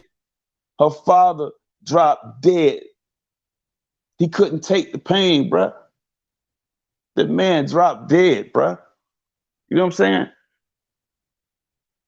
And they shouldn't have never allowed a festival to happen. Nobody out there with masks on. That's a super spreader event. And anytime they usually have those type of festivals, they have so many cops. They have just as many cops as you do civilians. But I wasn't there, but I heard, the first thing I heard, man, they only had 2 or 3 cops. Now I found out that they had like 20 cops out there. But what's that when you got thousands of people out there? It's crazy, man. They allow black folks to go out there, because I've been hearing for a couple of years that people have been complaining about too many police being out there, right? So they understood that there's a pandemic going on. They've been pushing back and fighting against that, but this year they didn't fight against it. Them niggas, they want to go. Them niggas want to go out there and kill themselves. Let them go out there and do it. But they was thinking about the COVID thing. But they also do know if ain't no police out there, it's gonna be some gunplay. And that's exactly what happened. A young 20-year-old girl is dead. Her father couldn't take the pain. He dropped dead. It's crazy, man. We just got to do better. And I just hope, I just continue to pray, and I trust God, man, and everything else. And I know what I was thinking about. I heard the young brother said, all the people who can lead us is dead and gone. Brother, as a man, if you have any children, don't ever let especially your sons or your daughter, don't ever let them hear you say something like that, because they look to you to guide them, for you to instill greatness in them. They don't know the stranger that's supposed to be my kids don't know no Al Sharpton, and you know, get my point. Their hero lies in me and their mother. We're the Santa Claus, all of that. Santa Claus is the black man and the black mother, doing any and everything they can to make sure their kids are okay. Not to celebrate these holidays, but you do the best to protect and save your kids from a society of people. Because right now, information is good and it's good and it's bad. We have so much information on the internet right now. Everybody's the smart guy, and all that information, what knowledge in and of itself puppets up. So it puppets up like yeast to dough. What good is it if you don't have wisdom, experience in your life? You got to have a testimony which you can testify to your child or to a neighbor. Hey man, I've been through this. I know what it looks like.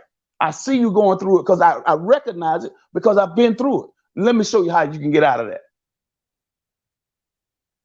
See, you can lead somebody out of something. You don't have to be the past heroes. No, because they left a legacy for us.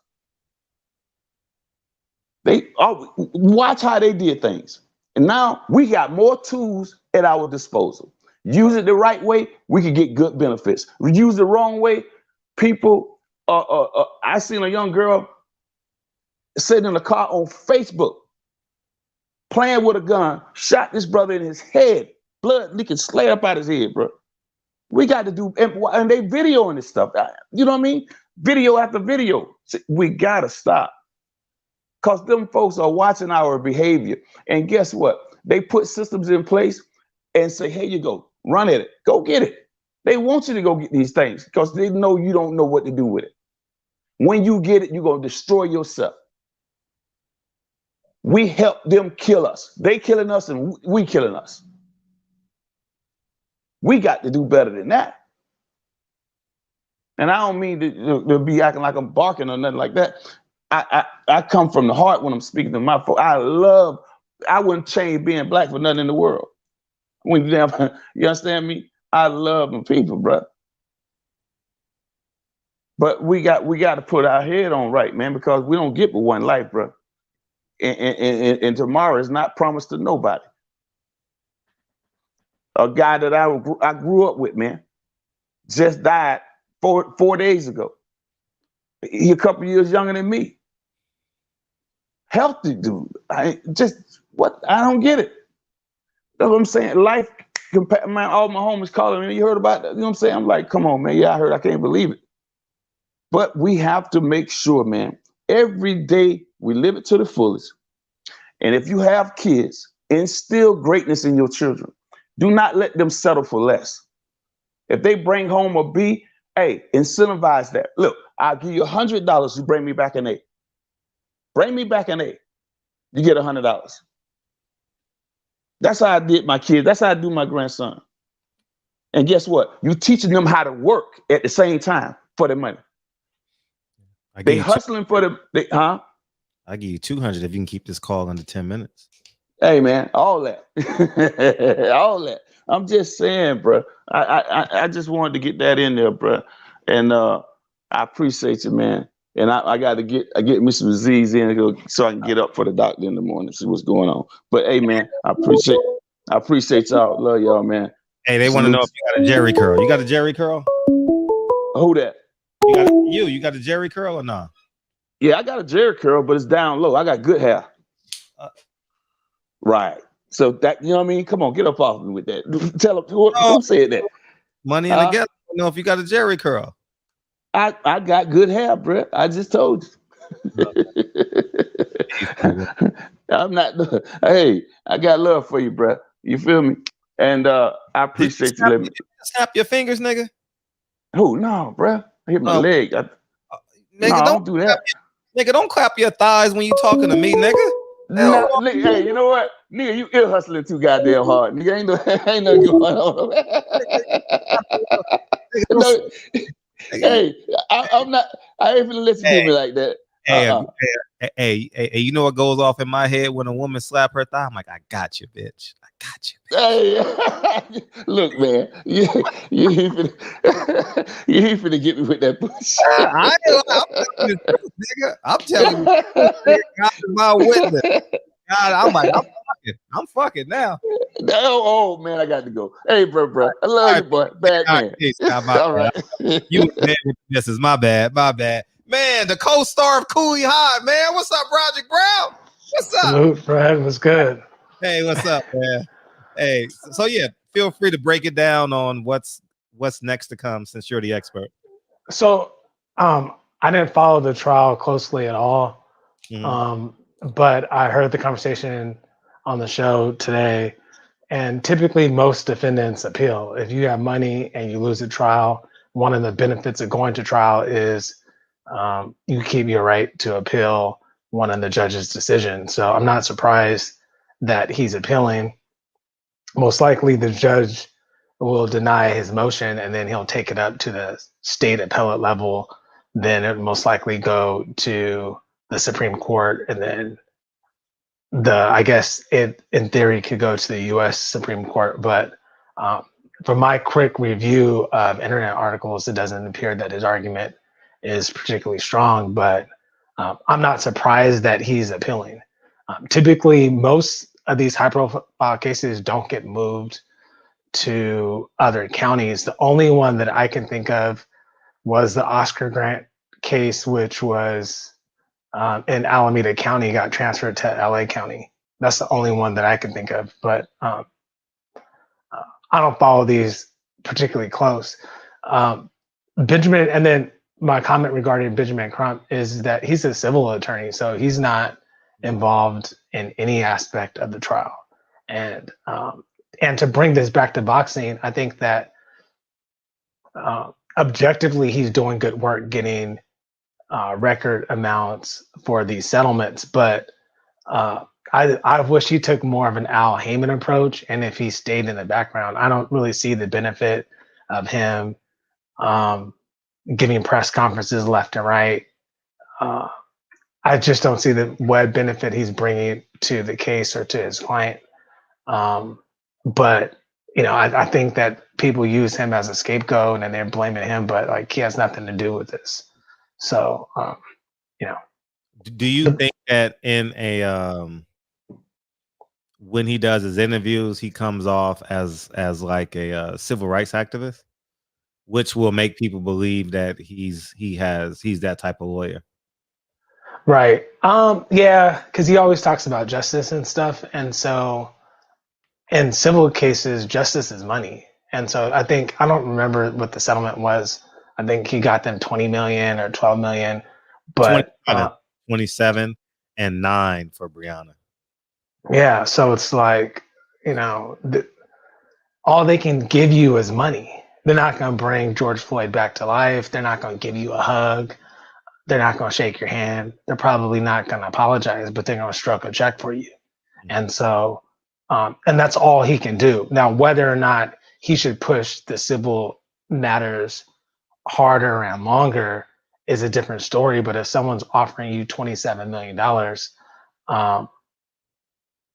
that would be pretty crazy to turn down, because a jury could decide that George Floyd's life was worth 12, for instance, and his daughter would have lost all that money. So I mean, it's hard to really dispute his results at this point. I think some of the stuff is kind of attention grabbing, and if he stayed more in the background, he could still do the work.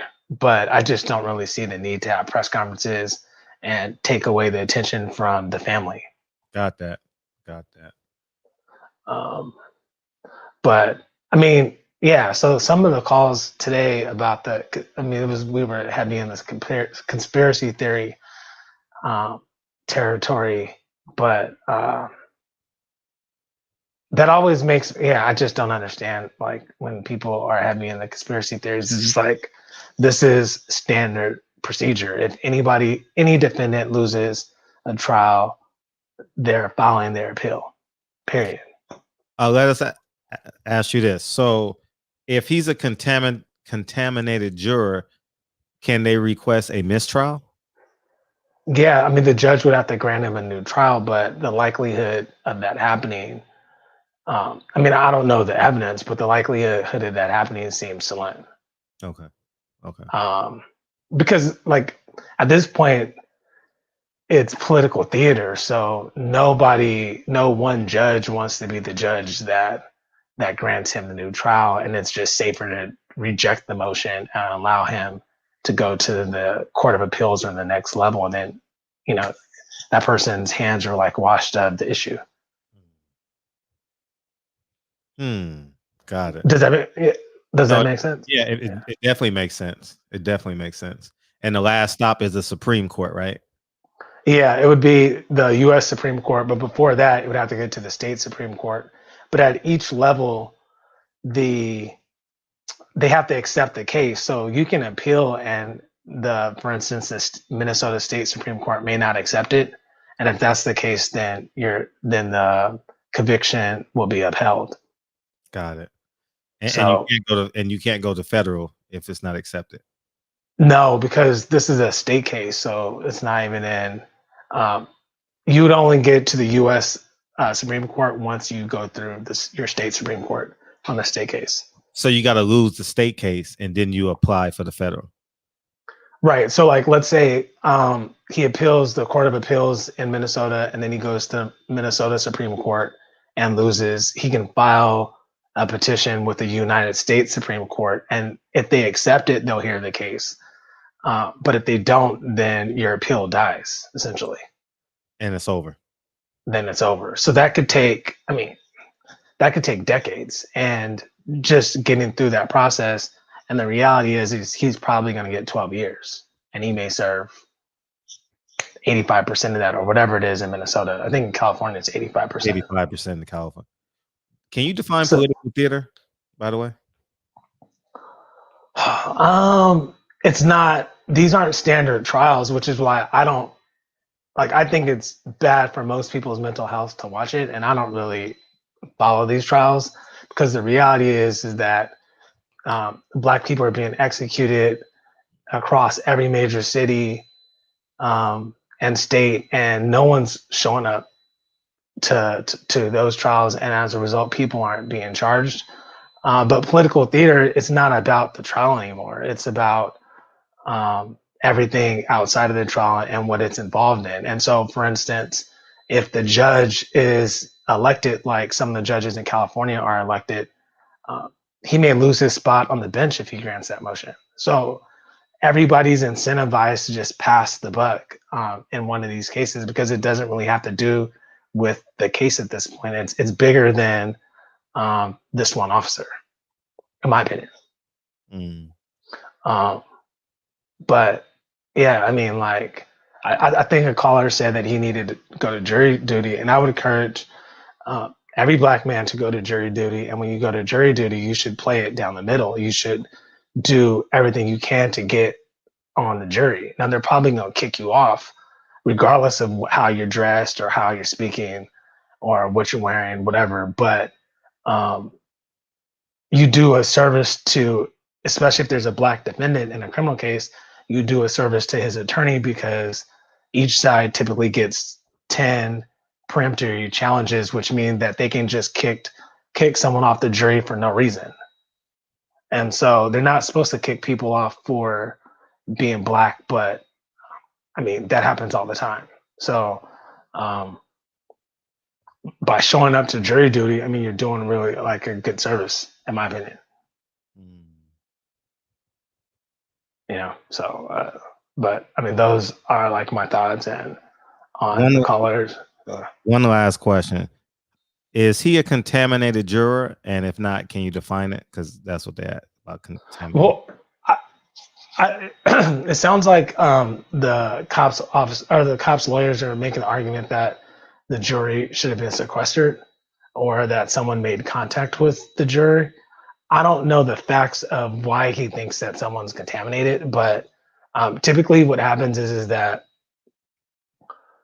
at least when I go to civil trial sometimes, and so after the trial, you try to get declarations from the jurors about how the deliberations went, because the jurors don't know what is proper and improper to happen in a deliberation. So if you get a juror to sign a declaration after the fact, depending on what type of declaration you get, you can bring it back to the judge to show that something improper went on during the deliberation.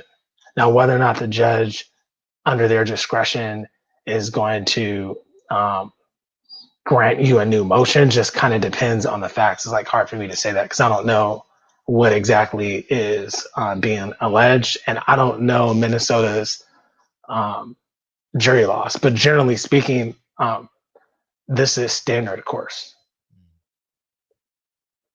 Because at the end of the day, just like, you know, I had friends and family that were upset when they were watching the trial.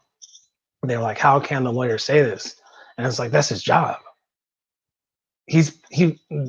That defense team probably made 7 figures in 2 or 3 months worth of work.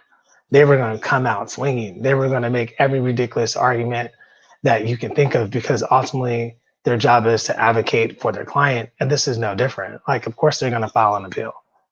Their client's facing 12 years. You don't really have anything to lose.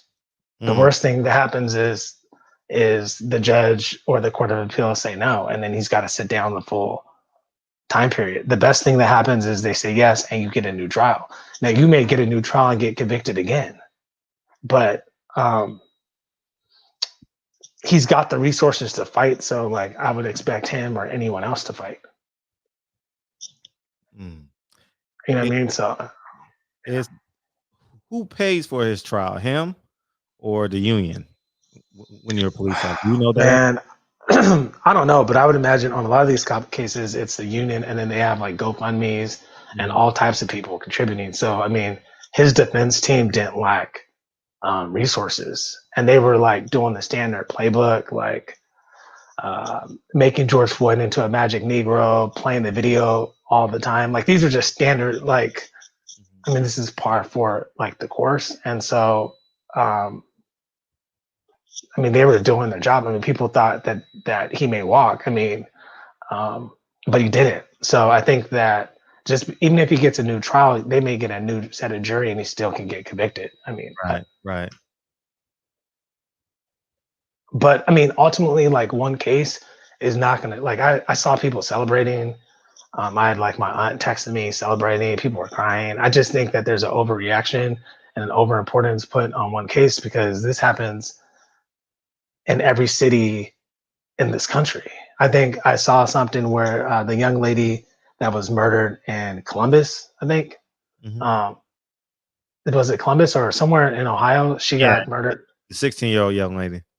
They said that they had like 8 to 10 police shootings in the last 2 or 3 months, something ridiculous. And so, I mean, this is happening so often that one case is not going to change that. Like, we got to be fighting on the local level to get people charged. Otherwise, we won't really see like real change. Because this is like the exception. Like most cases barely make the news, and when the DA ultimately decides not to charge, no one's protesting, is not in the news, and it's over.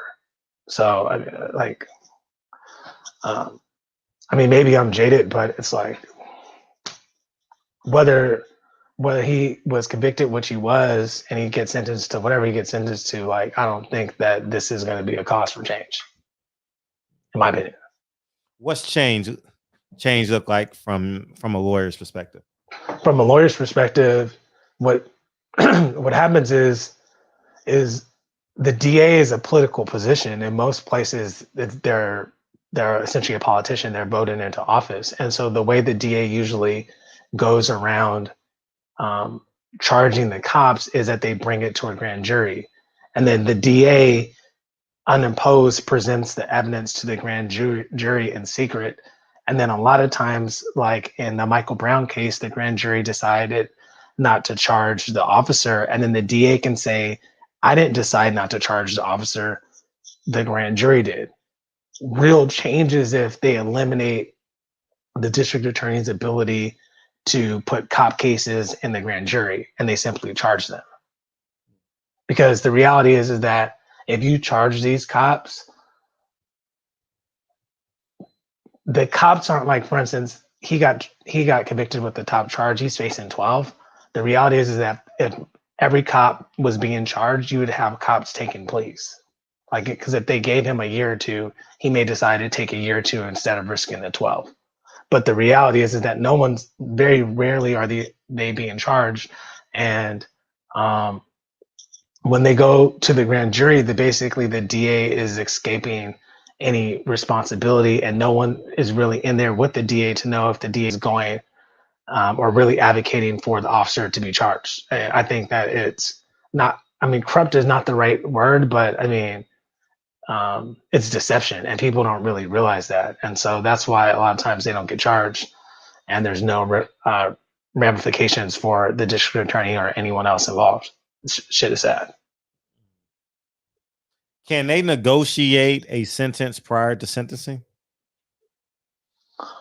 No, not at this point, because now it's in the judge's hand. So, like in California, what would happen is that the defendant would go meet with the state probation office, and the probation officer would do like a pretty detailed report about the defendant, and they give a suggestion to the judge, and then ultimately the judge decides. Typically in these type of cases, the officers have a pretty clean record. But I mean, obviously someone died, so I mean, he's going to be facing a significant time, and there's probably not going to be a lot of leeway in their statutes. Gotcha. But I don't know their statute code. I think that's it. That's all the questions.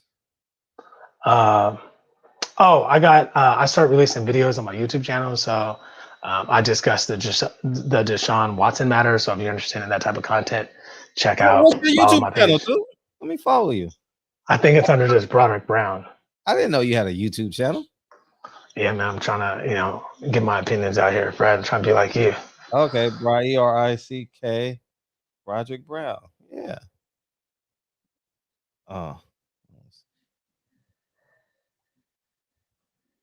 ERICK. Yeah, we spell our name the same way.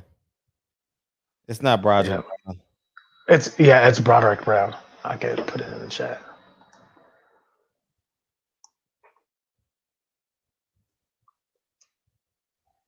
On YouTube? On YouTube. No. So. Oh yeah. Gotcha. I'm your 8th subscriber. Is it? No, no, sorry, Fred. Wrong thing. It's Broderick Brown Law. That's what it is. Hey, let me unsubscribe to this nigga, man. I knew. I was like, hold up, I don't see it. I think it's Broderick Brown Law. Try that one. Law firm. Nigga, do you do videos or not? I mean, on my thing, it just says Broderick Brown, but I could try to link you to the channel, but I don't know. Just send me the link. Send it to me on. Oh, I see it. I see you now. I see it. But I'm your 34th subscriber. Yeah, man, I'm trying to build. Yeah, that's what's up. That's you had a beard and everything. You look like motherfucking what's that movie that just came out? And that famous actor from Creed is playing the lawyer. Oh, Michael. Michael Jordan. Michael B. Jordan. Yeah. Yeah. But Yeah. Like he was. All right, man. Thanks for having me in, Fred. I always appreciate the it. conversation, man. Thank you, dog. We needed it. All right, no problem. Appreciate you all the time. All right, peace. Yeah, go support me. Yeah, we gotta we gotta start doing. I gotta start putting y'all YouTube in the pinned comments. DB Broderick. We gotta do that. You know what I mean? So people can go to it throughout the show on the replay. Yeah. Broderick Brown. Yeah, we appreciate you always being an asset. I don't like no fight. I don't like Michael B. Jordan. Not yet. For Broderick Brown's link. Yeah, it's in there. So we can get him to 100 this week. For sure. Man, you should have been said something, man. I didn't know you had a damn YouTube channel. Shit. Yeah, man. We got to make it pop. For sure. Yeah, we definitely got to do that. All y'all YouTube, all y'all, whatever y'all selling, let's promote it here.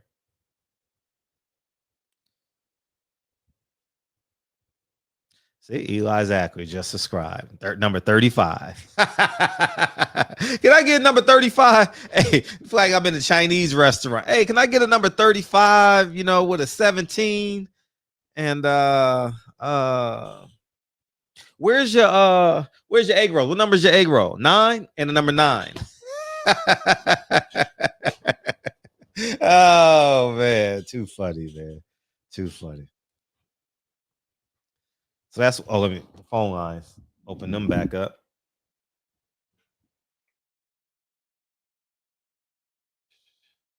Yeah, let's definitely do that, man. Yeah, PPD just subbed number 36. Can I get number 36, please? Nah, I don't want no seaweed. Nah, no seaweed. I don't want no cat. Nah, no cat. No cat. No cat. Dog. You got any dog legs? All right, let me get 2 dog legs and 1 cat brain. What number is your cat brain? 84? Oh, number 9? 9 lives? Oh, for 9 lives. Y'all some funny motherfuckers in here. You number 9? Y'all funny. No, cat is number y'all niggas are funny as fuck. Cat number 9. Y'all some funny motherfuckers. So let me get 2 dog legs and 1 cat brain. How about that? You hung up. That's what. Oh man! All your 4 is yours. What up, Fred? Hey, what you got? And you never say my damn name when I call, man. I don't feel like a member of the barbershop. I don't say nobody's name, but Rod, feel free. Go right ahead. Nah, I was just calling you, man, to add on to what that lawyer said. Mm-hmm. That guy is good, Fred. I like when you bring him on. He's definitely really good. He's not emotional. He sticks straight to the facts. Mm-hmm. Give you like it is. Mm-hmm. He tell you like it is. He doesn't sugarcoat anything. I really appreciate him. I'm going to follow his page. I like people like that. But today, when I heard about the situation, it did look ugly seeing him with that shirt on and knowing he was a juror and him doing all those interviews. And then, of course, I'm the type of person that you will learn this. I go do my research before I speak on something. And I started researching like, hey, what's the chances of this going through retrial? And what's the chances of this, case, this verdict being thrown out? And of course, just like the lawyer said, they said this is par for the course. They're going to throw everything at the wall, see if anything sticks. But it's less likely that he's going to, the judge is going to send it to retrial.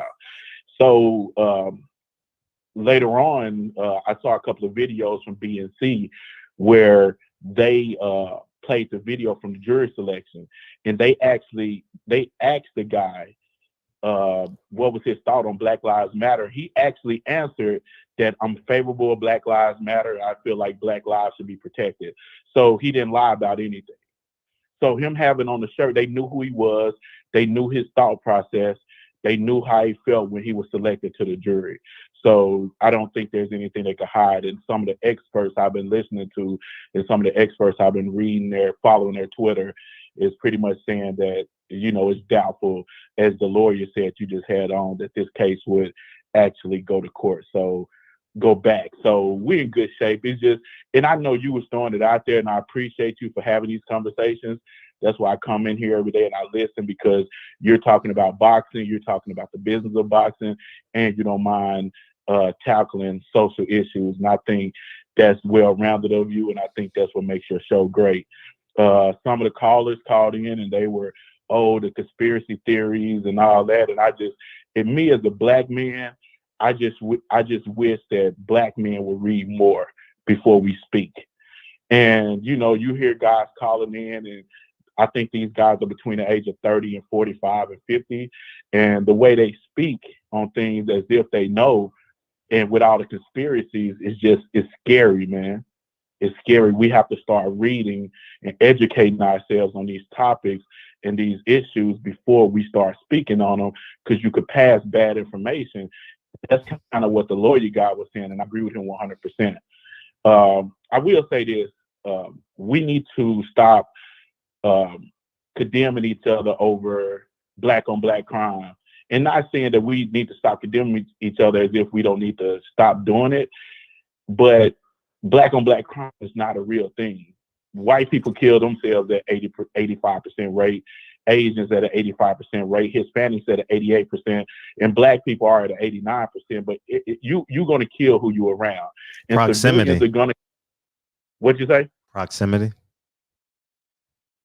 Say that again. Proximity. Yes, exactly, Fred. You're absolutely right. And so when we push this agenda out there, we're kind of playing into the hands of white supremacy and them trying to victim blame. It's almost like if you rape a woman and she blame it on her wearing small clothes or dressing sexy. There's a lot of systemic issues in America that hurt black people, and we have to understand that black on black crime, white on white crime period is an issue. It's not just an agenda. It's if you put white people in a place where resources are limited, they're going to kill each other. They're going to fight for those resources. If you put Asian people, you put Hispanics, whatever, when you go back to their country and you get the poorest of the poor, the same crime shit is going on. So we can't continue to push the white supremacy agenda. We have to keep pushing forward and talk about what we could do as far as solutions to educate our children, to build our wealth, and to get the justice we need, as the lawyer said. But yeah, Fred, just wanted to give you that bit of information. I don't think this going anywhere. They got the video out. In the video, the guy is pretty much explaining that he's pro Black Lives Matter, and he believes that black people's lives should be protected, and they still let him on the jury. So that's their fault. If the defense attorney didn't kick him off with one of his selections to remove, then that's on him. I think he's just throwing shit at the wall. So don't get nervous out there, everybody. I doubt if this shit go to retrial, but he can appeal this shit. So like the lawyer said, and the only thing he can do is try to win an appeal. But thanks, Fred, man. Keep doing what you're doing. I'll keep supporting the show with my voice and financially, bro. Keep doing it. We appreciate you. Yep. All right. Thank you, dog. Yeah, we appreciate y'all. We getting a lot of the range. This show is quite impressive. Like I feel renewed. You know what I mean? Oh, here you go. Here you go. We about to take a boxing break with H Money. Here you go, H. Here you go. Here you go. Here you go. Hey, you've been forewarned. I don't know when he's coming in, but you've been forewarned. So check your volume. Hey, yeah. No, I don't think no one sounded the same tonight. Wow. It's interesting. Yeah. So I'm hoping that obviously that don't sound like Tyrone Hill, nigga. That's fucked up. Man, nigga, you look like Popeye Jones, nigga. Fuck you. Man, you like Popeye Jones, man. Fuck you, me. 305 in my city. I did it. I did it. What's up? Hey, what's up? Yeah. So this is Rude. First time I'm caller? calling because first right, time. Hold up. Welcome to the show. Rug? Yeah, Rude, like RUUD, like Rude Boy, Rude Awakening. Rude boy. Yeah. So I feel like there is some. You know what a rude boy is in Jamaica? No. What is that? It's a limp wrist. Oh, really? Yeah. Okay. All right. Yeah. Man, you close enough, nigga. You got to change that. You got to change your nickname, nigga. No. All right, cool. All right, what's up? All right. But I feel like there is like Bati boy, not rude boy. Bati boy. Yeah. Bati boy. Yeah, Bati boy. Yeah. Okay. Yeah, my bad. Mm-hmm. You know. No, you good. But I wanted to say, I think there is a little bit of a cause of concern because today I read an article in Florida where they arrested a lady for videotaping some cops that was arresting her son, and they said it was like obstruction of arrest or something like that. She tried to appeal that case, you understand, but she lost the appeal of that case, you understand. So for me being in Florida, I don't know if Derek Chauvin would have got convicted if it was in Florida. So wait. Say it again. The woman was doing the woman was recording the police. Yeah. The woman was recording the police. They were arresting the police's the woman's son at a movie theater or something, and she was recording. She was doing a video recording. The same way that that 17-year-old girl was doing a video recording of George Floyd. So, but they ended up arresting this woman for doing the video recording. You understand? She tried to appeal the case. You understand? But they upheld it. You understand? They said the arrest was good. They convicted her. So wait. Like, she went to jail? Yeah, she went to jail. She got arrested for recording. Yeah, she got arrested. So it's like not all the stories is gonna make like the big news or whatever. But this lady went to jail and everything.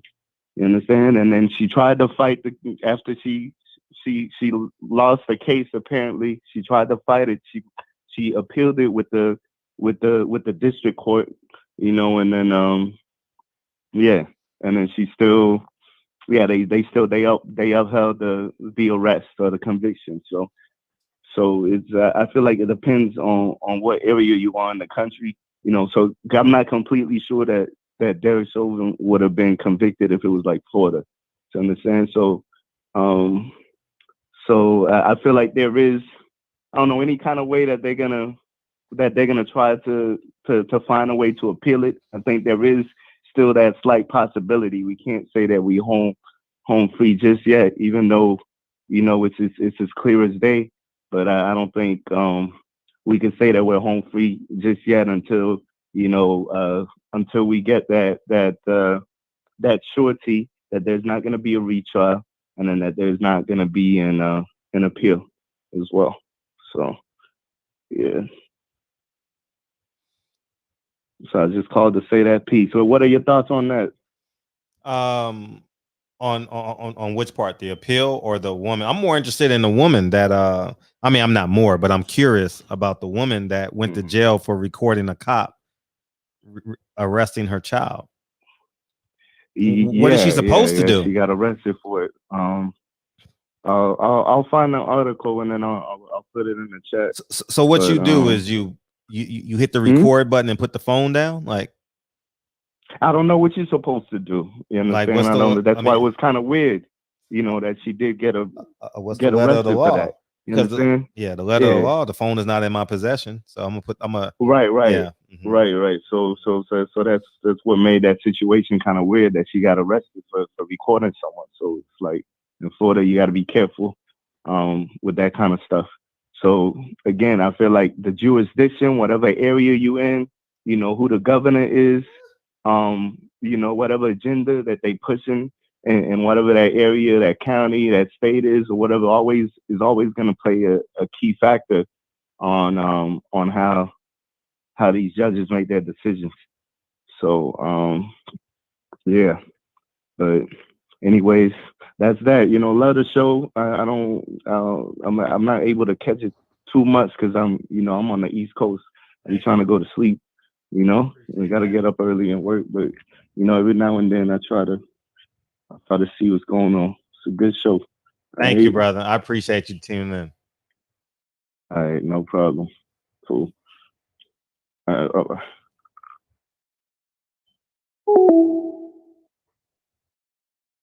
What the fuck? Hold up. I never knew this, dog. Ramsey Orter filmed the killing. All right, let's go. Get the fuck out of here. Ramsey Orter filmed the killing of Eric Gardner. The video traveled far, but it wouldn't get justice for his dead friend. Instead, the NYPD would exact their revenge through targeted harassment and eventually imprisonment. Orter punished for daring to show the world's. See, and that's how they get you. I'm gonna finish reading the article at another show. Thank you, a Unique Don. I had no idea. Yes. So they got him another way. You know what I mean? Kind of like how they get you on taxes, right? Tax evasion and all that good stuff, right? What's up, Deacon? Hey, man. Too blessed to be stressed. Hey, listen, I got to start writing down stuff I want to say, because sometimes when I get on, my mind just go a different direction, and I want to touch on the thing about the appeal and the black guy wearing his shirt and all that. But again, not the brother just got off. I think the third brother, he got me kind of ticked off, because at the end of the day, brother, if you got something to say to a man, let your nuts hang, man, and speak directly to who you talking to. That reminds me of cats going out there shooting at folks, ain't got nothing to do with nothing. You see what I'm saying? If you got a target, go to that target and deal with that target. Don't throw these subliminal messages in the air. Guy must be 45, 50 years old. Needs to listen, bruh. Stop it. Whatever we can have a conversation. Don't do that, because I never disrespect you. I don't know you, and I hope we can keep it civil. But don't do that, because I would never disrespect you. Please don't do that. And what I want to say about that, the appeal, by law, that's his right to appeal. But it's also if the judge would grant him an appeal or not, he might get turned down 4 or 5 times before he actually do it. You know what I'm saying? And there's time limits on each appeal. See what I'm saying? And matter of fact, like I tell you, my brother got 25 years, another 25 years plus life. You feel what I'm saying? And remember, I was telling y'all that he had 25 plus life. But when me and Reggie was talking to him, I found out that he got 25 plus life. You feel what I'm saying? What the fuck? And he trying to get back on his appeal. And it's a timeline. So with that shirt, that's not going to supersede the evidence that the jury seen, that the court seen, that the world seen, that those state attorneys put on a hell of a case. Never seen nothing that powerful for the guys to go in there and do something like that. I don't care if they do bring him back. He would not get over the hump of that evidence, that mountain of evidence. Like the man said, do you believe your eyes? When you first seen the tape, how did you feel? That is how you should see this. You believe what you've seen. Everybody's seen that was murder. That's that. So I don't care if he had on 4 or 5 of them shirts. It's not going to get turned over, bro. It's not going to happen. That's not going to happen.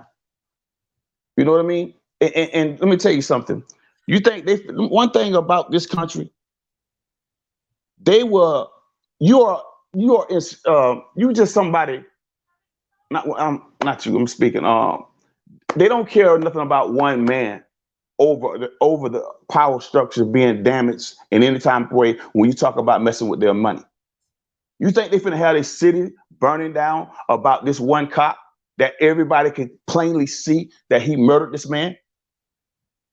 And in Florida, what the young man was saying about the video thing, I had situations like that, but I was not arrested. What they would always tell me, you know what I'm saying? Because I used to always be in the thick of it. You know what I'm saying? Because I didn't like how they was trying to play niggas out here on the street. You know what I mean? Don't do that. You know what I'm saying? But the man told me, give me 50 feet, because you come within that 50 feet, you go into jail, and I'm gonna take your phone, all this kind of crap. You know, so I understood I didn't need to go. I can't help this brother if I go to jail or get killed. So I stayed 50 feet, give him, because he said, once you come inside of that 50 feet zone, now you're tampering with my investigation. So in Florida, they want that space where they don't want you trying to grab their gun, put them in danger, take their eyes and their mind off of what they're doing. So you take away that excuse by that 50 feet. You see what I'm saying? She could have stayed 50 feet and kept recording. Now, if he come past that 50 feet zone, now he done messed. Now you done came all the way from where you was taking care of your investigation over here messing with me, past the 50 feet you told me to give you. And I told you, I just had a situation just the end of last year. I had to pay $750 just because I'm creeping behind a car that is in front of me. I got a car behind me. It's a dead body in the middle of the damn street. Y'all supposed to be over there taking care of the dead body. He tells me, keep it moving. And when my wife was right. When I had that window down, and I just simply said, I am moving, man. Man, by the time I got to the end of the street, I could see the lights coming. He burning them tires up coming to get me. Feel me? So I peeked game. I turned on the next screen. I just pulled over and waited on him to come. I told him, I know he coming with this bull crap. He telling me that I was interfering and obstructing the highway. How the hell I'm obstructing the highway, brother? When I got somebody in front of me, I got somebody behind me. What I'm gonna do? Push them down the road? I can only go so fast. What are you talking about?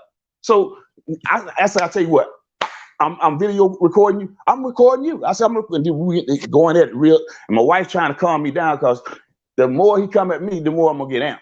You know what I'm saying? And I dislike that, because I don't like to put my wife in that kind of position. You know what I'm saying? But I don't, man, listen, Florida is a racist, how can I say this? The people that run the government here, they run it in a way where it favors who they want it to favor. And they try to pit blacks and browns against one another, right? Because and I ain't mad at the Hispanics or none of that. Trust me, because it ain't their fault. If somebody inviting you in to come and eat, you know what I'm saying, to take care of your family, I ain't mad at that. But at the same time, don't shit on black people in the process. I'm not talking about, I'm talking about the government. When they come here, they get loans with no problems. They are allowed to be first home owner buyers, whatever. I mean, again, and also they got that wet foot law. They get $12,000, $1,000 a year, plus they get a shitload of food stamps, Medicaid, free driver's license. What we get? We ain't asking for that type of stuff. All I'm saying is, can we live? Can we breathe? Can we have the same equality as everyone else? People coming in this country that we done built, done died, and study dying in the streets. And the brother talking about don't bring up the fact, don't use black on black crime. I never said nothing about black on black crime, brother. I said I am tired of white folks killing us, and I am tired of us killing us. I did not make a singular point when it came to black on black crime. I'm saying we need to do better, because at the same time, we helping them. We helping them do what? Listen, that's why I always try to project love, because what you put in the atmosphere, brother, that's what you're supposed to get back. And if you're not getting that back, you're in the wrong space. That means ain't nothing but demonic shit going on right here. Remove yourself. And I always talk to my kids, and I teach my family. always know where to put your body at. And what I mean by always knowing where to put your body at, listen, God gives you senses, bro, to feel danger, right? Why would you go in a space where you're getting these feelings that something ain't right? Even if it ain't that, you know that this is a spot where bodies drop on a regular. Why would you put your body in that space? You got to know where to place yourself. All right, he responded to you. He says, I was talking about guys from earlier, but hit dogs. Okay, hey, brother, I apologize to you. I didn't know where you was coming at with that. I apologize, brother. And you know I don't mean no harm. You feel what I'm saying? I just feel that we should be more in tune with each other, man. If I don't know something, brother, hey, man, Deacon, let me show you how this go, man. I got no, even if you're younger than me, you can show me something. I tell you, I'm always gonna stay green on the tree. That leave room for growth. You know what I'm saying? I want to learn till I leave this earth because I want to be able to pass something down. But you got to be able to separate nonsense from the good stuff. Good information we can use. That nonsense, you got to know how to say, you know what? I'll take it, brother. Without hurting his feelings, you know not to use that. It ain't no good. If it's good information, put it to the good and try to build yourself, man, and build your community. And I love what y'all did with the kids, Fred. And then the most valuable part of what y'all did that day is putting it on camera for folks to see. You know how many people going to say, damn, that was a great idea.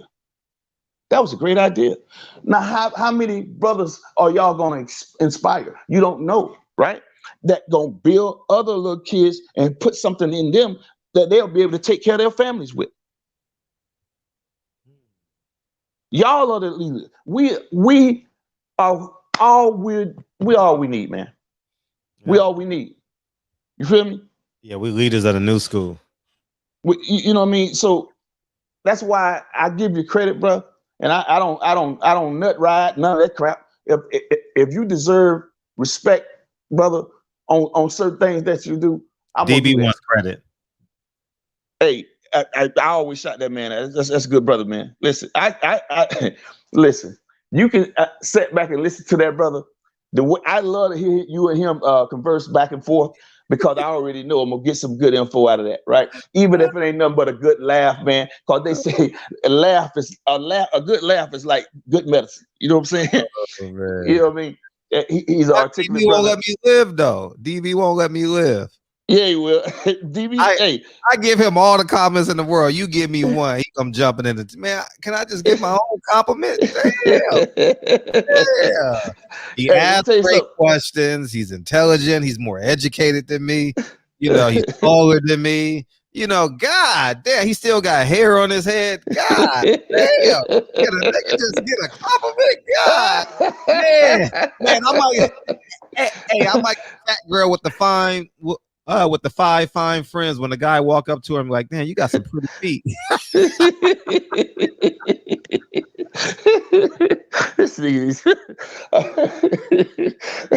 Listen, bro.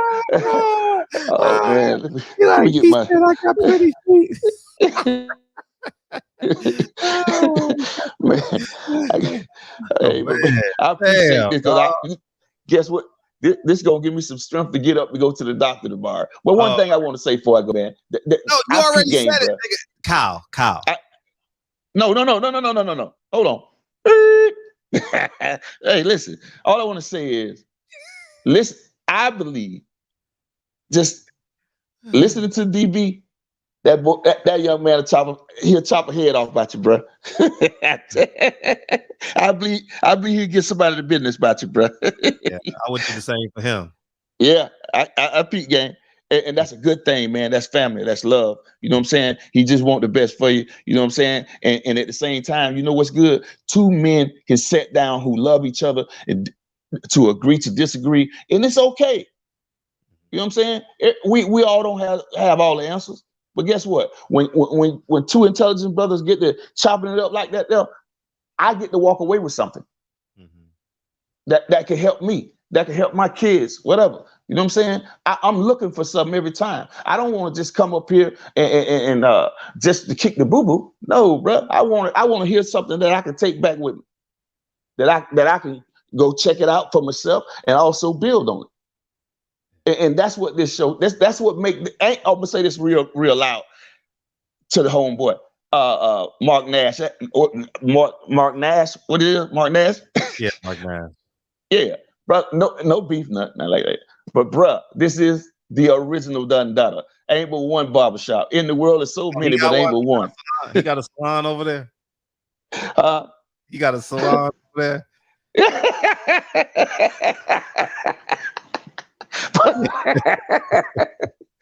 They over there doing toes and shit, man. Oh man! Oh man! Oh my god! He over there giving hand massages. Yeah, right. Cute. Real cute. Shout out to the big homie Tank, man. Always on, got that trigger ready to go. Oh yeah, that's the clip. I saw that clip. Yeah, I saw that. Appreciate it. Ready to go, bro. Hey, got your back over here, man. Shout out to everybody in the chat. Unique Don, man. Patty Dean, Miss Patricia, which I haven't seen her in here, but yeah. Yeah, how's she doing? Patricia, you in here? Miss Shelton, you in here? How's your daughter doing? Yeah, I haven't been seeing her. Yeah. Eli, Zachary, all them boys in there. I can see it a little bit now. Yeah. Yeah, good people, man. Love all y'all, man. Diggy 305 gonna get back with y'all tomorrow. We good tomorrow. All right. Get me a fade. Love. All right, fam.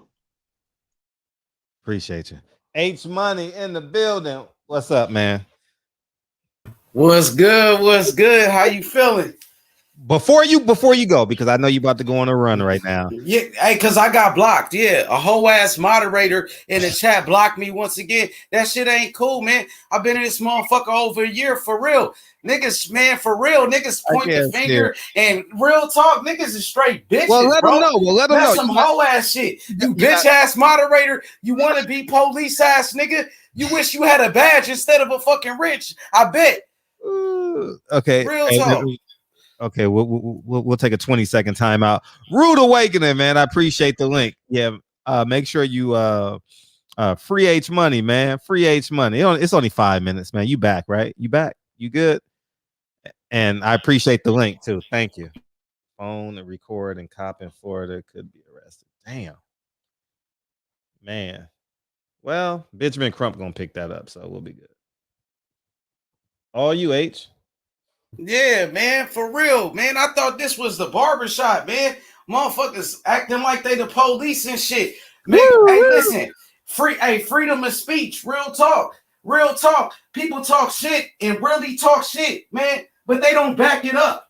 I back it up. You know what I mean? I speak the truth every time I step in this motherfucker, man.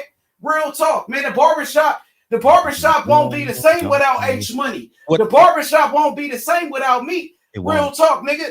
Real talk, my nigga. Hey, but look, man. Hey, listen, Fred. What's up with that? Why people get it timed out, especially people that support the barbershop?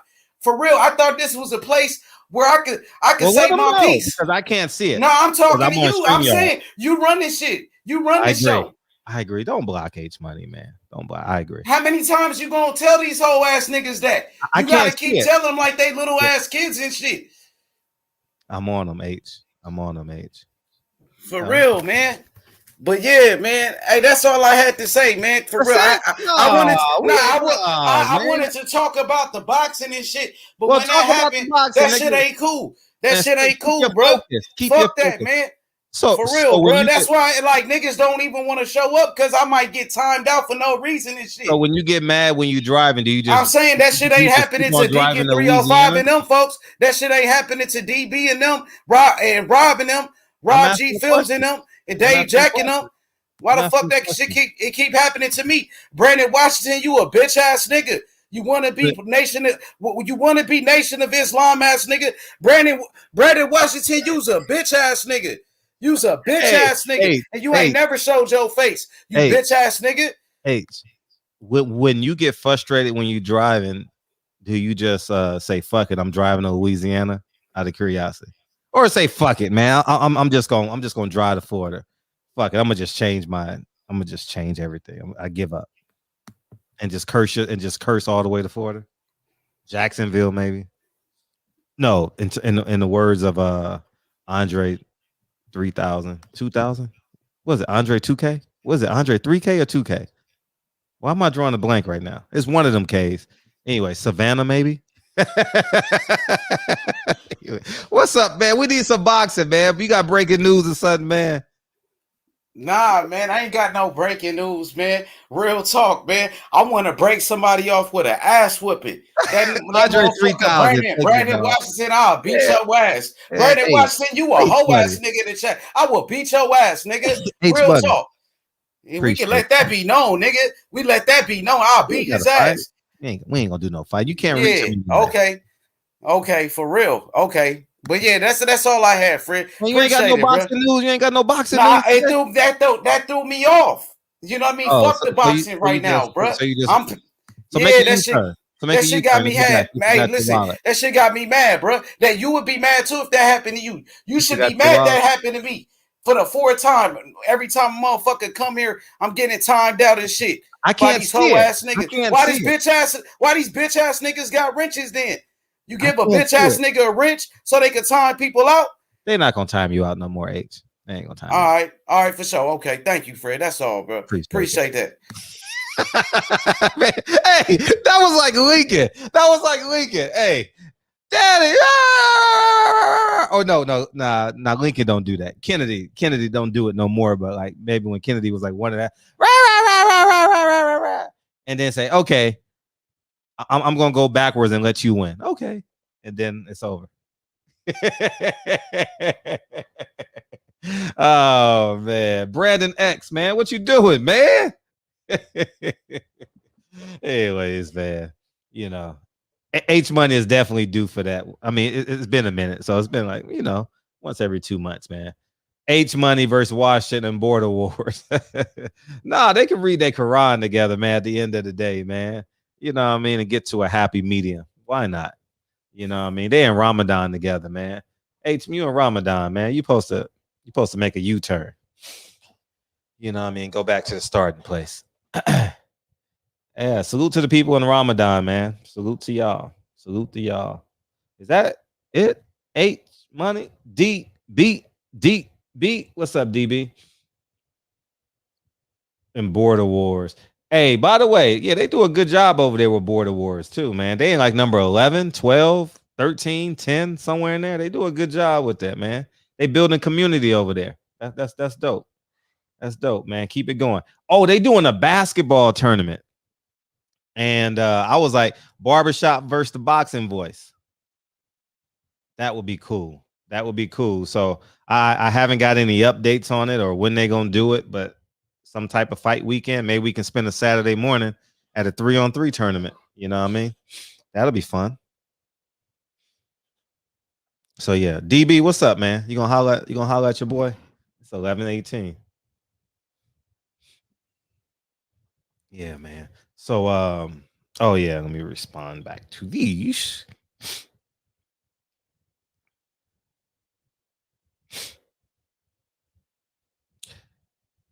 Like Weary the Great. It's preschool time.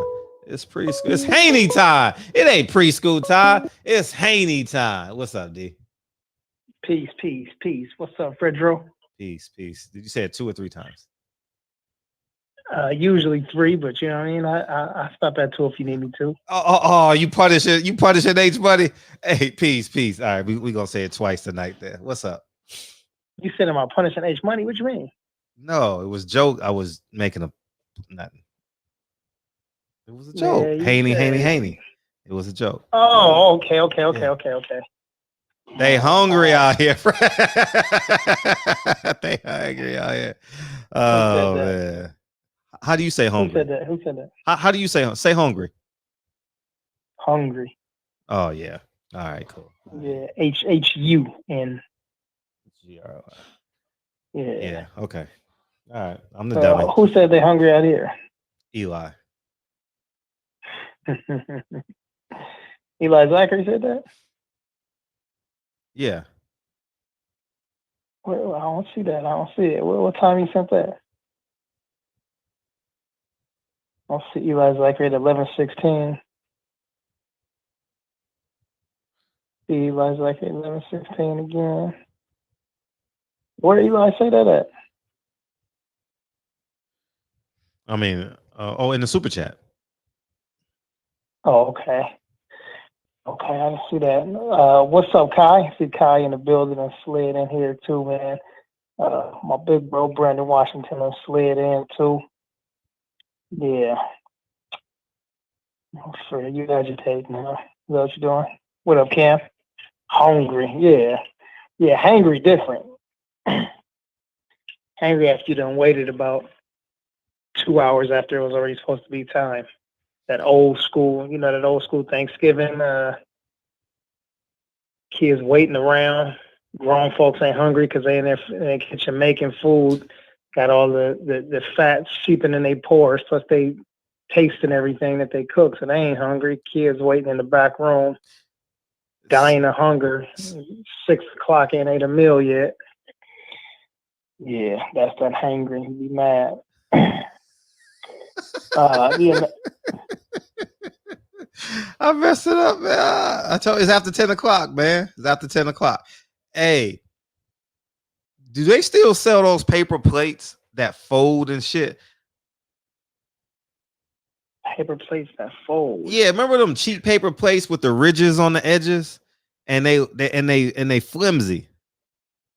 You remember? Oh them? yeah. Do they still make those? Yeah. They do. I just used my last one. Yeah, I just used my last one yesterday. What's the purpose of them, though? What's the purpose of them? I don't know. I don't. You got the what do you call the chopping blocks that you use? I just kind of use it for something like that. If I don't want to. And you got to put it in 2s and 3s and. No, I just use one. Like if I'm just gonna I don't know if I'm a chop a celery up or something real quick, taking like one piece of one stalk. Yeah. I don't know. It's just because, and by the time in 3 minutes in, you see the grease at the bottom of it, and going through it and stuff like that. Yeah, it's probably a hint to stop eating all that grease. Yeah, I no, because you said Thanksgiving, and I could see like my uncle big ass hand holding that plate. You know what I mean? With all that food and shit slipping through his fingers. Yeah, nasty ass shit. Yeah. So. Yeah, the first 30 minutes, man. I cut the first like 3 or 4 minutes, but then after that, I saw you in your gloat stage. But I don't know what you were. I told you so. I told you so. Yeah. Anyways, yeah. We ain't even talk about that tonight. Because I didn't catch it. We ain't even talk about that tonight. No, we'll save that topic for another night. Oh, okay. I was just gonna tell people that all Sean had to do was sign his name and date it and send it to the WBO. That's all he had to do. Activate his right. Sorry. But Sean didn't do that? No, he didn't do it. Because he said there was no such thing. So so it was Sean's fault though. Sean basically lied. Sean took the advice of his team. No, Sean. Well, Sean lied in terms of he lied in terms of there's no such thing or whatever he was saying. I don't know. I have it on my Instagram. Yeah, I understand. I was asked this question I think like 2 or 3 days ago. At what age do you consider a guy to be a man? I don't know. So whatever answer, just whatever kind of supports you. Because I'm a product of necessity is the mother of invention. So I kind of had to, and that kind of fostered FOR my maturity. So I don't believe in 18 you get kicked out and all that stuff. I don't believe in that because I had to leave at 17 and my gosh, not even close. Yeah. Okay. Mike Worry said 25 in his opinion. Mike Worry, can you put why you say 25? Go ahead, bro. I'm sorry. Yeah. I don't know. I don't know what the age is though. I would think that's very independent. Oh yeah, and I want to talk about that too, Money in the Ghetto. I'm glad you brought that up. You know, I told you about that competition thing last week, right? June 5th and June 6th. But yeah, hold on. But I want to stay here because this is important. This is important. I feel this is important to you. I don't know. I don't know what the age is. I can't. I do believe having a father can accelerate that. You know, seeing the father go through trial and error so you don't make the same mistakes, and the implementation of masculine energy every day, and see how you can manipulate the world or mold the world, you know, every day. Right.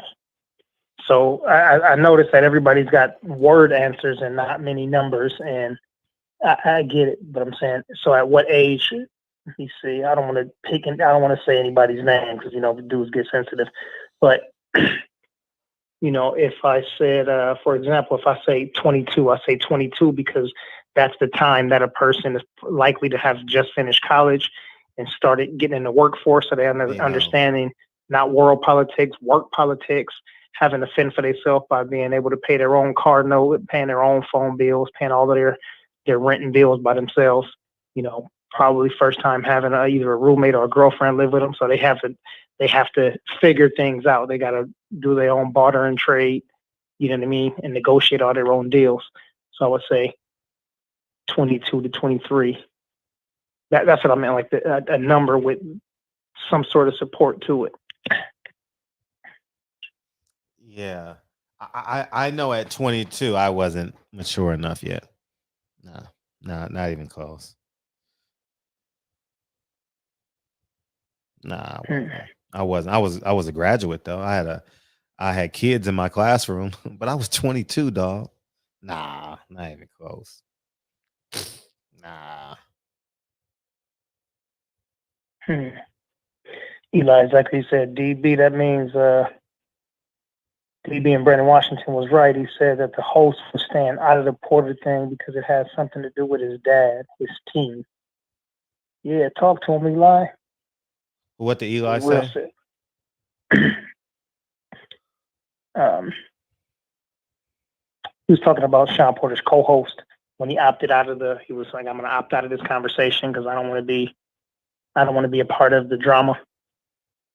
Oh, that's fine. Yeah. No, I'm saying that was the Sean Porter's co-host. Never mind, he's short-term memory. But I see 30 is a popular number now. Cool. D. Will said 30. Salute D. Will. Broderick said 30. Oh. Yeah. As Dot said about 29. Yeah. I got you. I see that I got you. There. I got you. Cool. Let me see. Jay Dixon said it was 18 for me, and that time I was already in charge of other adults. Okay. Yeah. Got it. All right. Cool. Thank you for those brothers that gave some feedback to that. Yeah. And one Richards said 21 depended on maturity. I left home at 19. Yeah. Shout out to those dudes, man. That left home at 17, 18, 19, even 20 years old and had to fend for themselves. You know, I ain't been back since. Had to go to work. Huh? I left at 17. Ain't been back. Yeah. But you know what? That made you. That made you, even if you had to sleep in your car. I wasn't ready though. Stuff. Yeah, I was homeless. I was homeless as a school teacher, so I wasn't prepared. You know, credit was shot. I was in a check system. I wrote a couple bad checks and shit. You know. Whew. Yeah, but that helped to build your character though. Yeah. In the long run. Yeah. Long term. I mean, you know, it's a marathon, like the homies say. It's a marathon. I get that. You know what I mean? Yeah. So. Yeah. What were you talking about Floyd? Oh yeah. Remember I talked about how I believe that boxing establishment saw Triller as a threat. Showtime, right. PBC, and now Famio, and they booked the date June 6th. And there's an article on not Box Fans. What the fuck is that? Boxing Scene. Thank you, bro. That said that they may be moving their date. off of June 5th. Yeah, it's and because So yes. What happens to that schedule then? That where all these people bought these tickets and flying out to the show. Oh, they can't recoup the plane tickets, but those tickets will still be good. They'll just be rescanned on the computer and they'll just do it whatever they want. So, but yeah, for some people who book their vacation time. Oh, I agree with that. Yeah, people who book their vacation. There was a schedule though.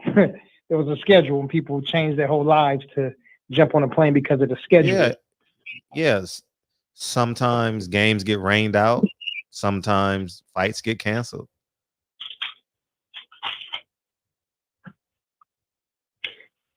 Yeah. So you think they'll do it the same weekend, a different day? No, I don't know what's the next open weekend. So, I mean, whatever the weakest link is, that's what I would say. You can't do it on the 19th because you got Inoue and not Canelo, but Charlo, and you definitely and the 26th is Lomachenko. That would be good. Do it on the 26th versus Lomachenko. Maybe you get some of that going, or maybe you do it the 12th against what's the guy name? The black kid out of Jersey, Shakur. So, but what happens is, and this is what typically happens when you rent a stadium, is there's a force field around your date. I don't know why it wasn't around this date. And what I mean by force field around your date is, I'll have Bob Arum explain this to y'all, or some other person, or any other executive that comes in. Remind me to ask them this, DB, where you can't have it you can't put on the same event weeks or days before the event and after the event to protect that event. So I don't know why it wasn't in that stadium, but typically it goes like that. From opposite competitions and stuff like that. You get what I'm saying? But I'll have Bob explain that, or maybe Richard Schaefer is supposed to be coming in here soon too, so that'll give us another perspective. That should be good. Mm-hmm. Yeah. So, but I don't know how were they able to book it June 6th. But if they get off that date, they won, and that's what they were, and that's what Showtime wanted. They wanted them to concede, and they got what they wanted. If they concede, they say the speculation or rumors or something, whatever.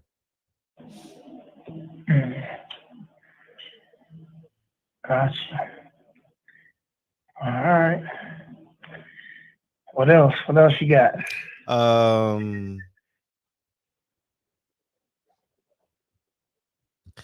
Do you have an opinion on the Juror? No, I have to go back and do some more watching and reading. Okay. Yeah. And I don't want to have a half-butt answer. A non-complete disclosure. Thank you. I know it's something, but the next executive that we get in here, we'll ask them, because I need clarification on that as well. Yeah, non-compete. It's what? Non-compete. Yeah. What did I say? Complete. Oh, I said complete. Yeah, it's after. Yeah, it's after 10 o'clock. It's definitely after 10 o'clock. So. Yeah, they have those too. There's like, say for example, if I wanted to open up a gym inside of the mall. Mm-hmm. Yeah. Thank you. Keep going though. Keep going for people who's never heard of it before. Good night, Broderick. Right. Thank you, Broderick. But go ahead. Thanks, Broderick. If I wanted to open up one in the mall, then I would try to negotiate to having my contract and my rental agreement that another place like Fitness 19 or Gold's Gym or any other fitness company that would be in competition with me. So, like for example, in some malls, you may see a Starbucks, but you won't see a Coffee Bean. You know what I mean? Or you may see, I don't know what's the name of it, a Zara, but won't see, what's the other one that's like Zara? what's the name of this? What is that one that's just like Zara? What is it? I don't know if they have them in other states, but it's similar to Zara. Forever 21. No, it's like a pansy little spot too, but I guess it's men's clothes too, but very the same kind of style.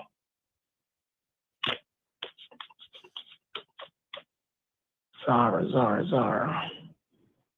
Hey, okay. Remember there was a company that came on. They had a monkey on the shirt. H&M. There you go. H&M. Oh, I thought Zara was above H&M. I'm sorry. Possibly, but yeah, those are Cam. Thanks, Cam. Yeah, Mr. Money Max, salute. Eli picking on me, man. Yeah, after 10 o'clock, man, my eyes start crossing and shit. Fuck it. Get on him, Eli. Yeah. Man, you read this little ass screen for fucking 3 hours and see what happens to your eyes. Yeah, but anyway, that's the non-competitive or no compete clause. Thank you. In agreements. Yeah. Yeah, I've never had a brick and mortar, so I don't know that. I've been a silent partner, but I've never run a brick and mortar. You get what I'm saying? Mm-hmm. Right. Mm-hmm. Yeah. Also, back to boxing real quick. I don't mean to change the subject on you, but did you see Regis Prograis getting on Adrian Broner? Yeah, I saw a 15-second clip where he said he took his Instagram down. He's looking for him. Yeah, that's basically what he did. He was just like Adrian Broner. He was like, he was going back and forth in the DMs, I guess. I think that's what he said. And he's like, I'm trying to get this fight made. And AB discontinued his social media. So if anybody see him, I'm looking for him. I'm trying to get this fight booked as soon as possible. He'll be in Dallas. I like that. Yeah, I like that. He'll be in Dallas. Yeah, AB don't miss events now. That's one thing he's not gonna do is miss an event. And he actually needs Triller. Triller might revitalize him, He get to say what he want, be himself. It might revitalize him. It might. No, AB, win or lose, but I'm talking about just like I think Regis is good right now. Yeah. Regis is feeling himself. AB not say what he feels. Who? When has AB ever not expressed how he felt? No, but without being cut off, without being like knowing that the Grim Reaper is behind him, Jim Gray, like they never bothered him before. But he don't get to say everything he want to say. He ain't got to hold back nothing. Yeah, that's a good fight. AB, I can't remember a time where I saw AB duck a fight. Nah, AB's nah. Right? Nah. He'd straight up say no. I think he straight up said no to Keith Thurman, but outside of that, I can't remember a time where he was ducking a fight. Yeah, I see his lifestyle all throughout it. You know what I mean? It's so apparent. Like when you see him weigh in, it's so apparent, man. His lifestyle. And his body's responding more to his lifestyle than to his training.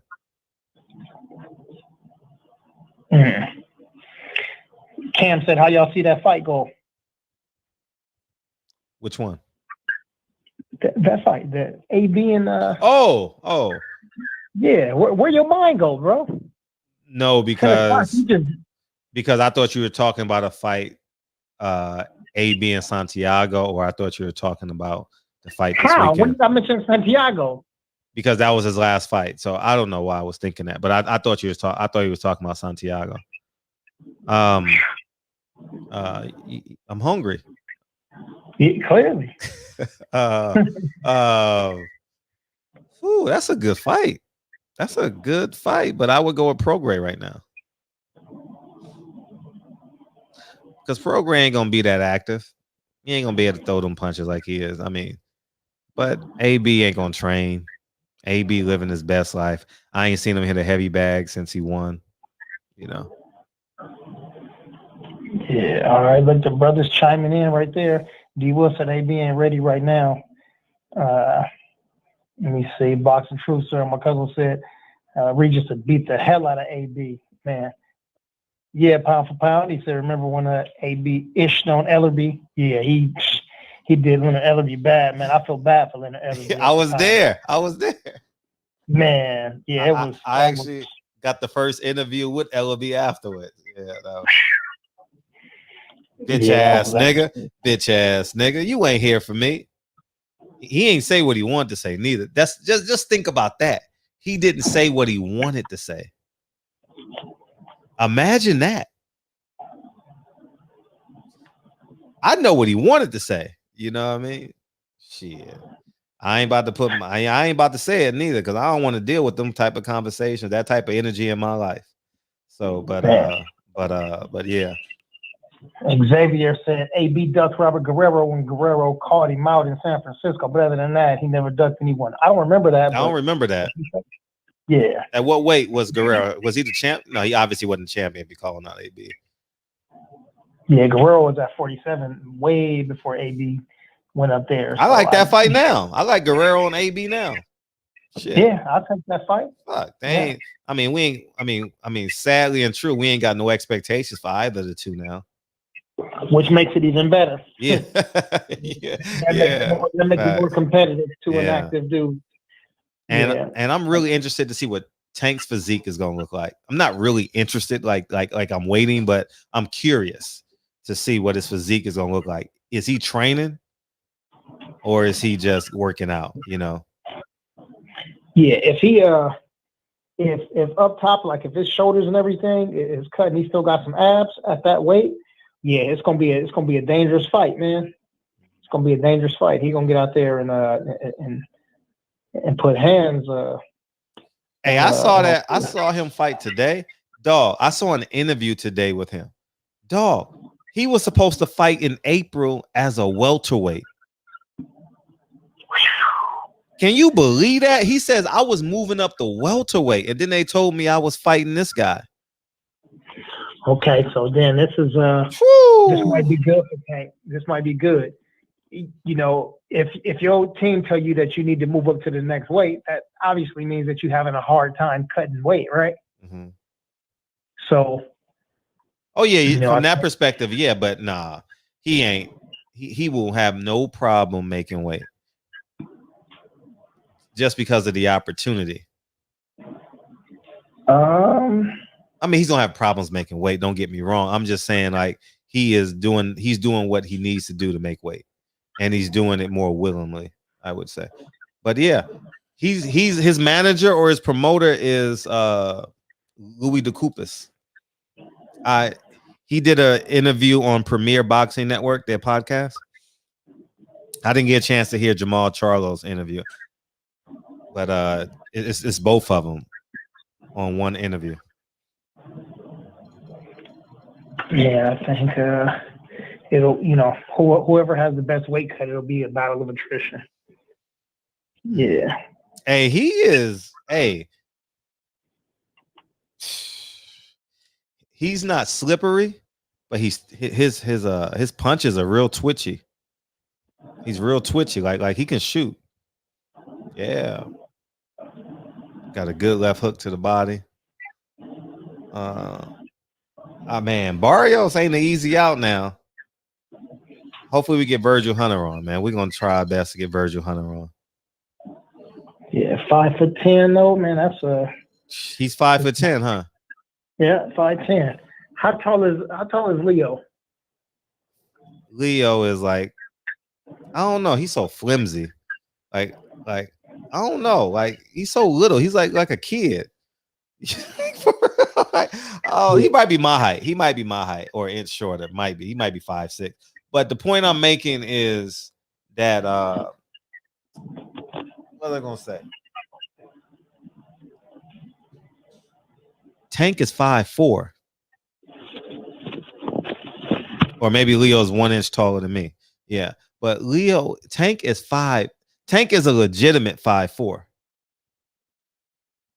Legitimate. I'm not being funny. I'm being real honest in terms of like I can't remember if he's a legit 5'10" Barrios, but Tank is a legit 5'4". No lie. Can't make it up. And I want to see his because every punch he throws out, Barrios can counter because his punch is gonna get there first. Hey, what's the reach advantage? What's Barrios' reach and Tank's reach? Do you know? I don't, but I can look it up. Do you mind? Nope, I'm doing it right now. Thank you. Because because you got to take into account Barrios is at 71 inches. That's 40 to 72. Just to give you guys an idea. And what's Tank? 67, 66?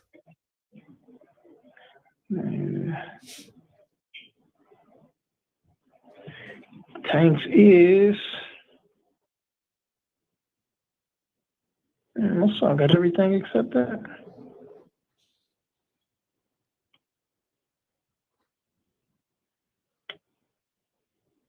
$67.5. 68. Yeah, he got 1.5 inches.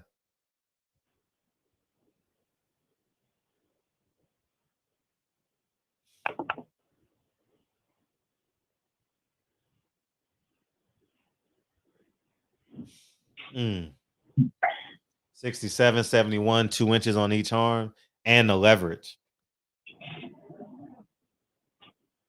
So in round 5, it might be like 3 inches per arm. If Tank gets tired and yeah.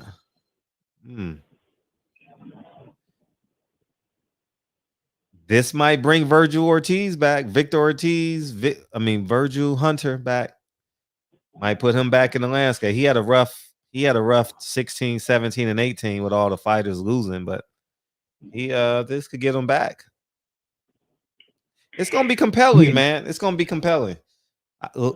As I said, DB, I'm not interested in the fight now, but as we get closer, these storylines gonna pick up, and it's gonna get us more and more excited for the fight.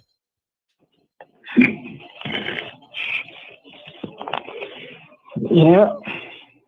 All right. I ain't seen no videos of him training floating around though. You know how people always repost his stories, and I ain't seen those. So yeah, man. Listen. I can't until I see somebody beat up on Tank. I can't see Tank losing a fight like this. Well, period. Yeah, I'm not even going to entertain the other stuff. When it happens, it ain't gonna be no. I told you so. I told you so. Unless you're picking Mario Barrios. No, I'm not. No. I'm rooting for Tank. Got it. Okay. I just don't want you to come in the shop after that and be like, I told y'all. There's some crazy upset. We're 6 weeks away, so I have a right to change my mind.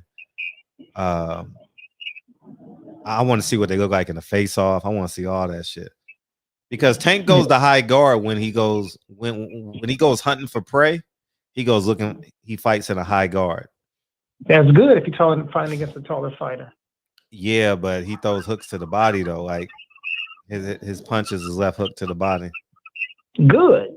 Tear the tree down, and if the tree start bending his knees or start trying to I'm talking about Barrios. Tear it right in front of you. Yeah, Tank gonna knock him out. Okay, that'll be good. That's again. If I see this fight and I see something different is happening, okay, then we can have a different conversation. But right now, yeah, I don't think that not Tank himself, but right on Xavier, not Tank himself, but I think his team, his coaches, Floyd and all of them, I don't think they let him go up there and fight a big old dude that's supposed to be fighting that 47, that 5'10", who's holding a portion of a WBA belt. You know what I mean? I don't think they'll let him go up there and do that if they didn't feel like they saw something. Yeah. Oh yeah. He's definitely the weakest. The weakest link. Yeah, definitely. I actually had Jamel Charlo. I didn't have him winning that fight against Rosario. I thought it had an even or one round either way. I think in that, yeah, I think so. That was so long ago. But I'll be rooting for Jamel July 17th, though.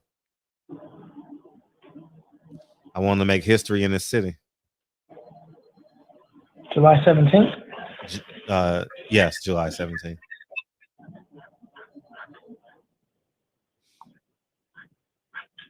Said Eli Zachary, they're about to make her the youngest 3-division champion per se, going to be a headline. Okay.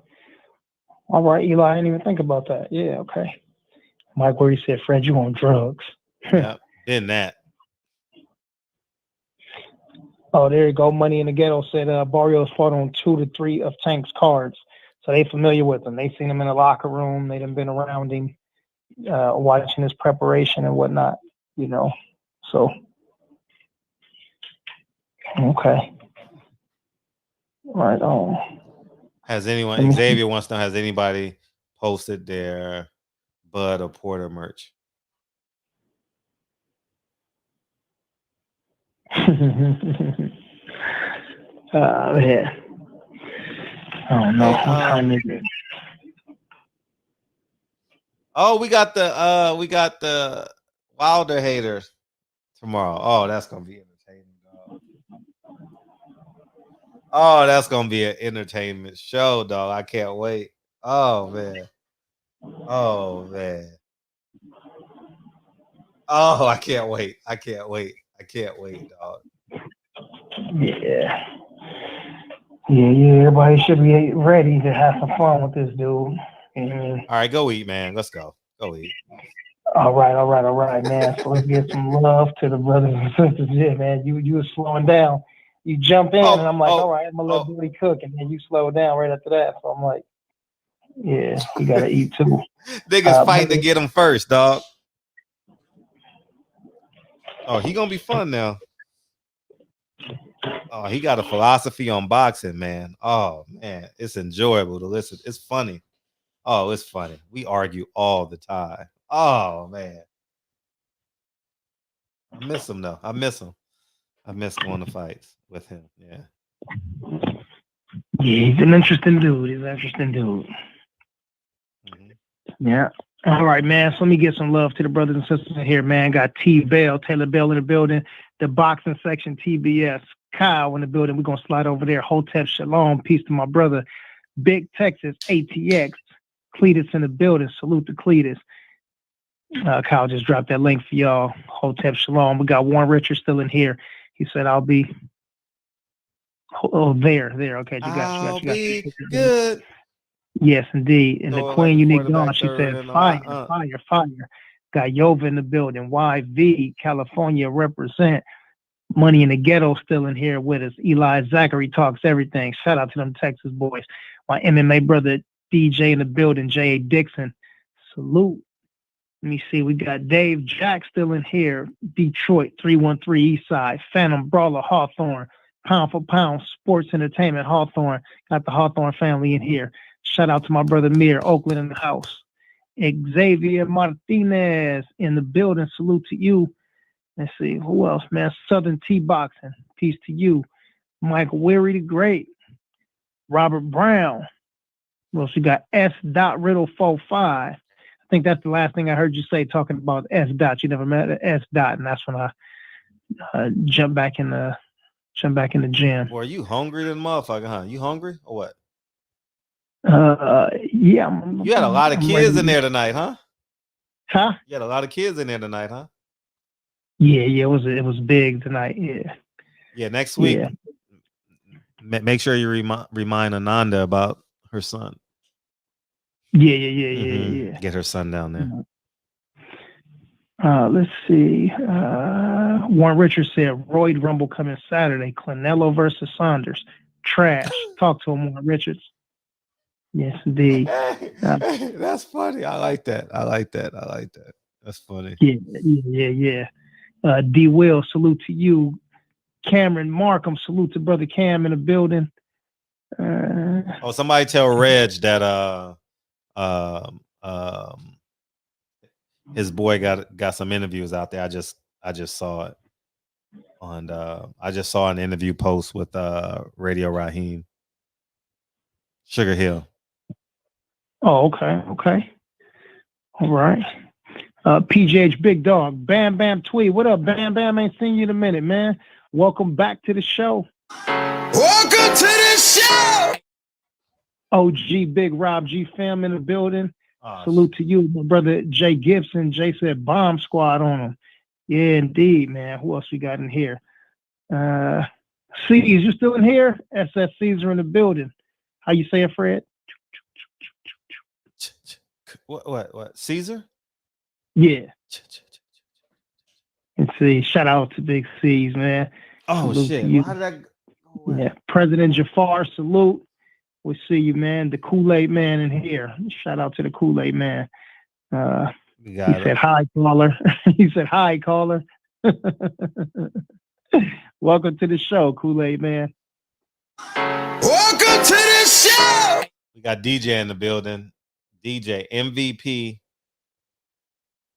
Fights Friday, DB. Also, Netflix made a Yasuke series. Yeah, that's dope. You know who Yasuke is? No. Who's that? A pitcher from Japan? Say it again. I said a pitcher from Japan that's about to sign with the Yankees.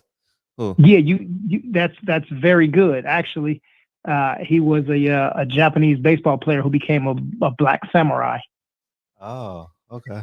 Because all them Yasukis and Machiris always sign with the damn Yankees. That's all. And those Cubans, those Cubans got a knack finding a way to the Yankees. But I'm gonna watch. Is it good, dope. DJ? Is it good? I need something to watch tomorrow night. No, Friday night. Yeah, Chad was actually supposed to do this in a movie. I don't remember. Who was directing it or whatever, but yeah, this was supposed to be starting to film in 2021. Imagine that. I'm sorry, 2022, after Black Panther 2 was finished wrapping up.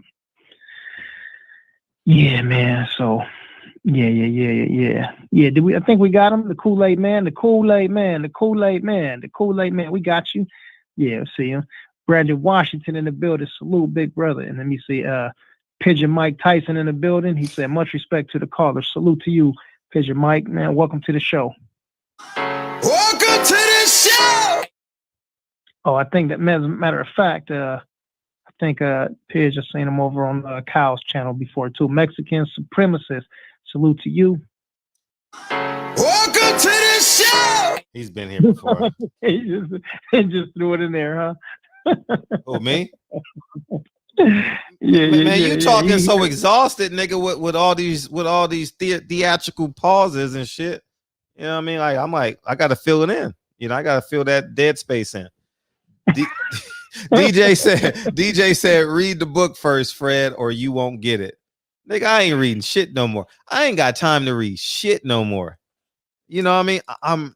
I'm rereading these FBI files and shit. I ain't got no time to read books, man. I'm on these audio books, but I'll definitely pick it up, though. I'll do the audio book at some point. Book number 113.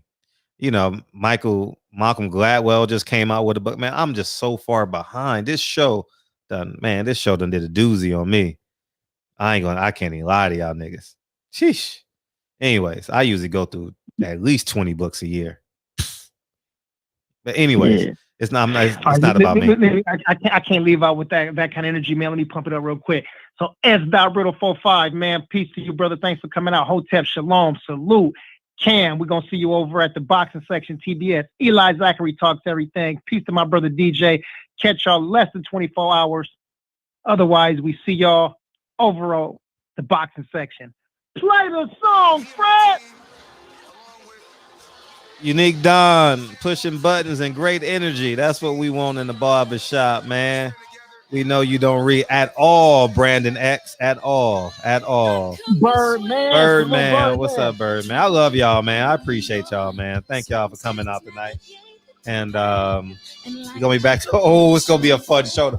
Oh man, tomorrow's show gonna be fun. Oh man, I don't want to be disappointed. I'm not gonna put nothing on it. Oh man, this shit gonna be fun, man. I'm excited, man. I'm excited. The Wilder Hater is fun. Oh, he's Hernandez, my brother People's in the house. Yeah, PH, man. What's up? What's up, big homie? You know my family's maiden name is Peebles. Peebles.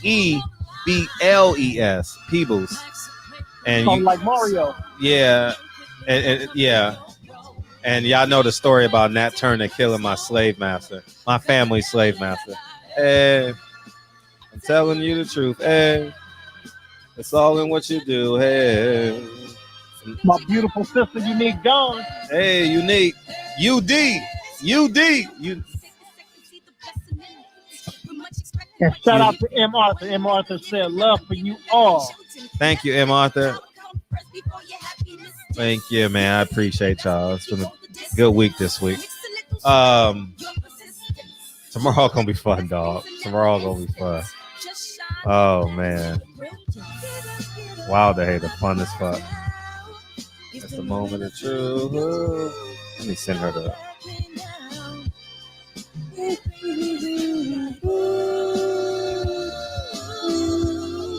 But J.A. Dixon, what it do? Be a blessing. Rob G. Film, where you at? My personal statement. Running game like I'm ASIC.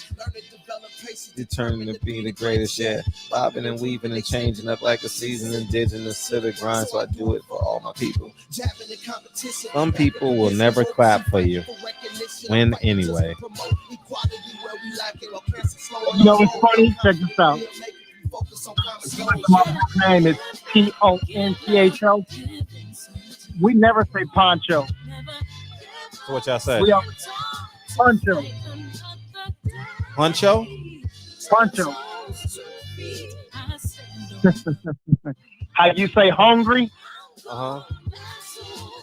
Oh, y'all say poncho. Poncho? Poncho. Poncho. Okay. And this Poncho. was a U right there. Okay, Poncho. Fred. Oh yeah. We gonna agitate him for sure. We gonna get him. We gonna. He probably watching right now. I'm telling you the truth. Hey, what's up, E? The Wilder Hater, man. Hey, y'all know I gave him that name, the Wilder Hater. The Wilder Hater. Love y'all, man. Oh, Phantom man. Drama. Peace out, brother. Man. Peace out, Phantom. Oh, man. Go eat, man. Go eat your pineapple and turnip greens and avocado and mushrooms. Peace. Nah, man. I'm doing mango and some blueberries and what else I got in there? Some tangerines. Oh, man. That sounds like a party. Man, it's going down. Yeah. Love you, man. Appreciate y'all, man. Thank you, King. Love y'all, man. I appreciate y'all coming tonight, man. I had a good time with y'all tonight. Love y'all, man. Peace.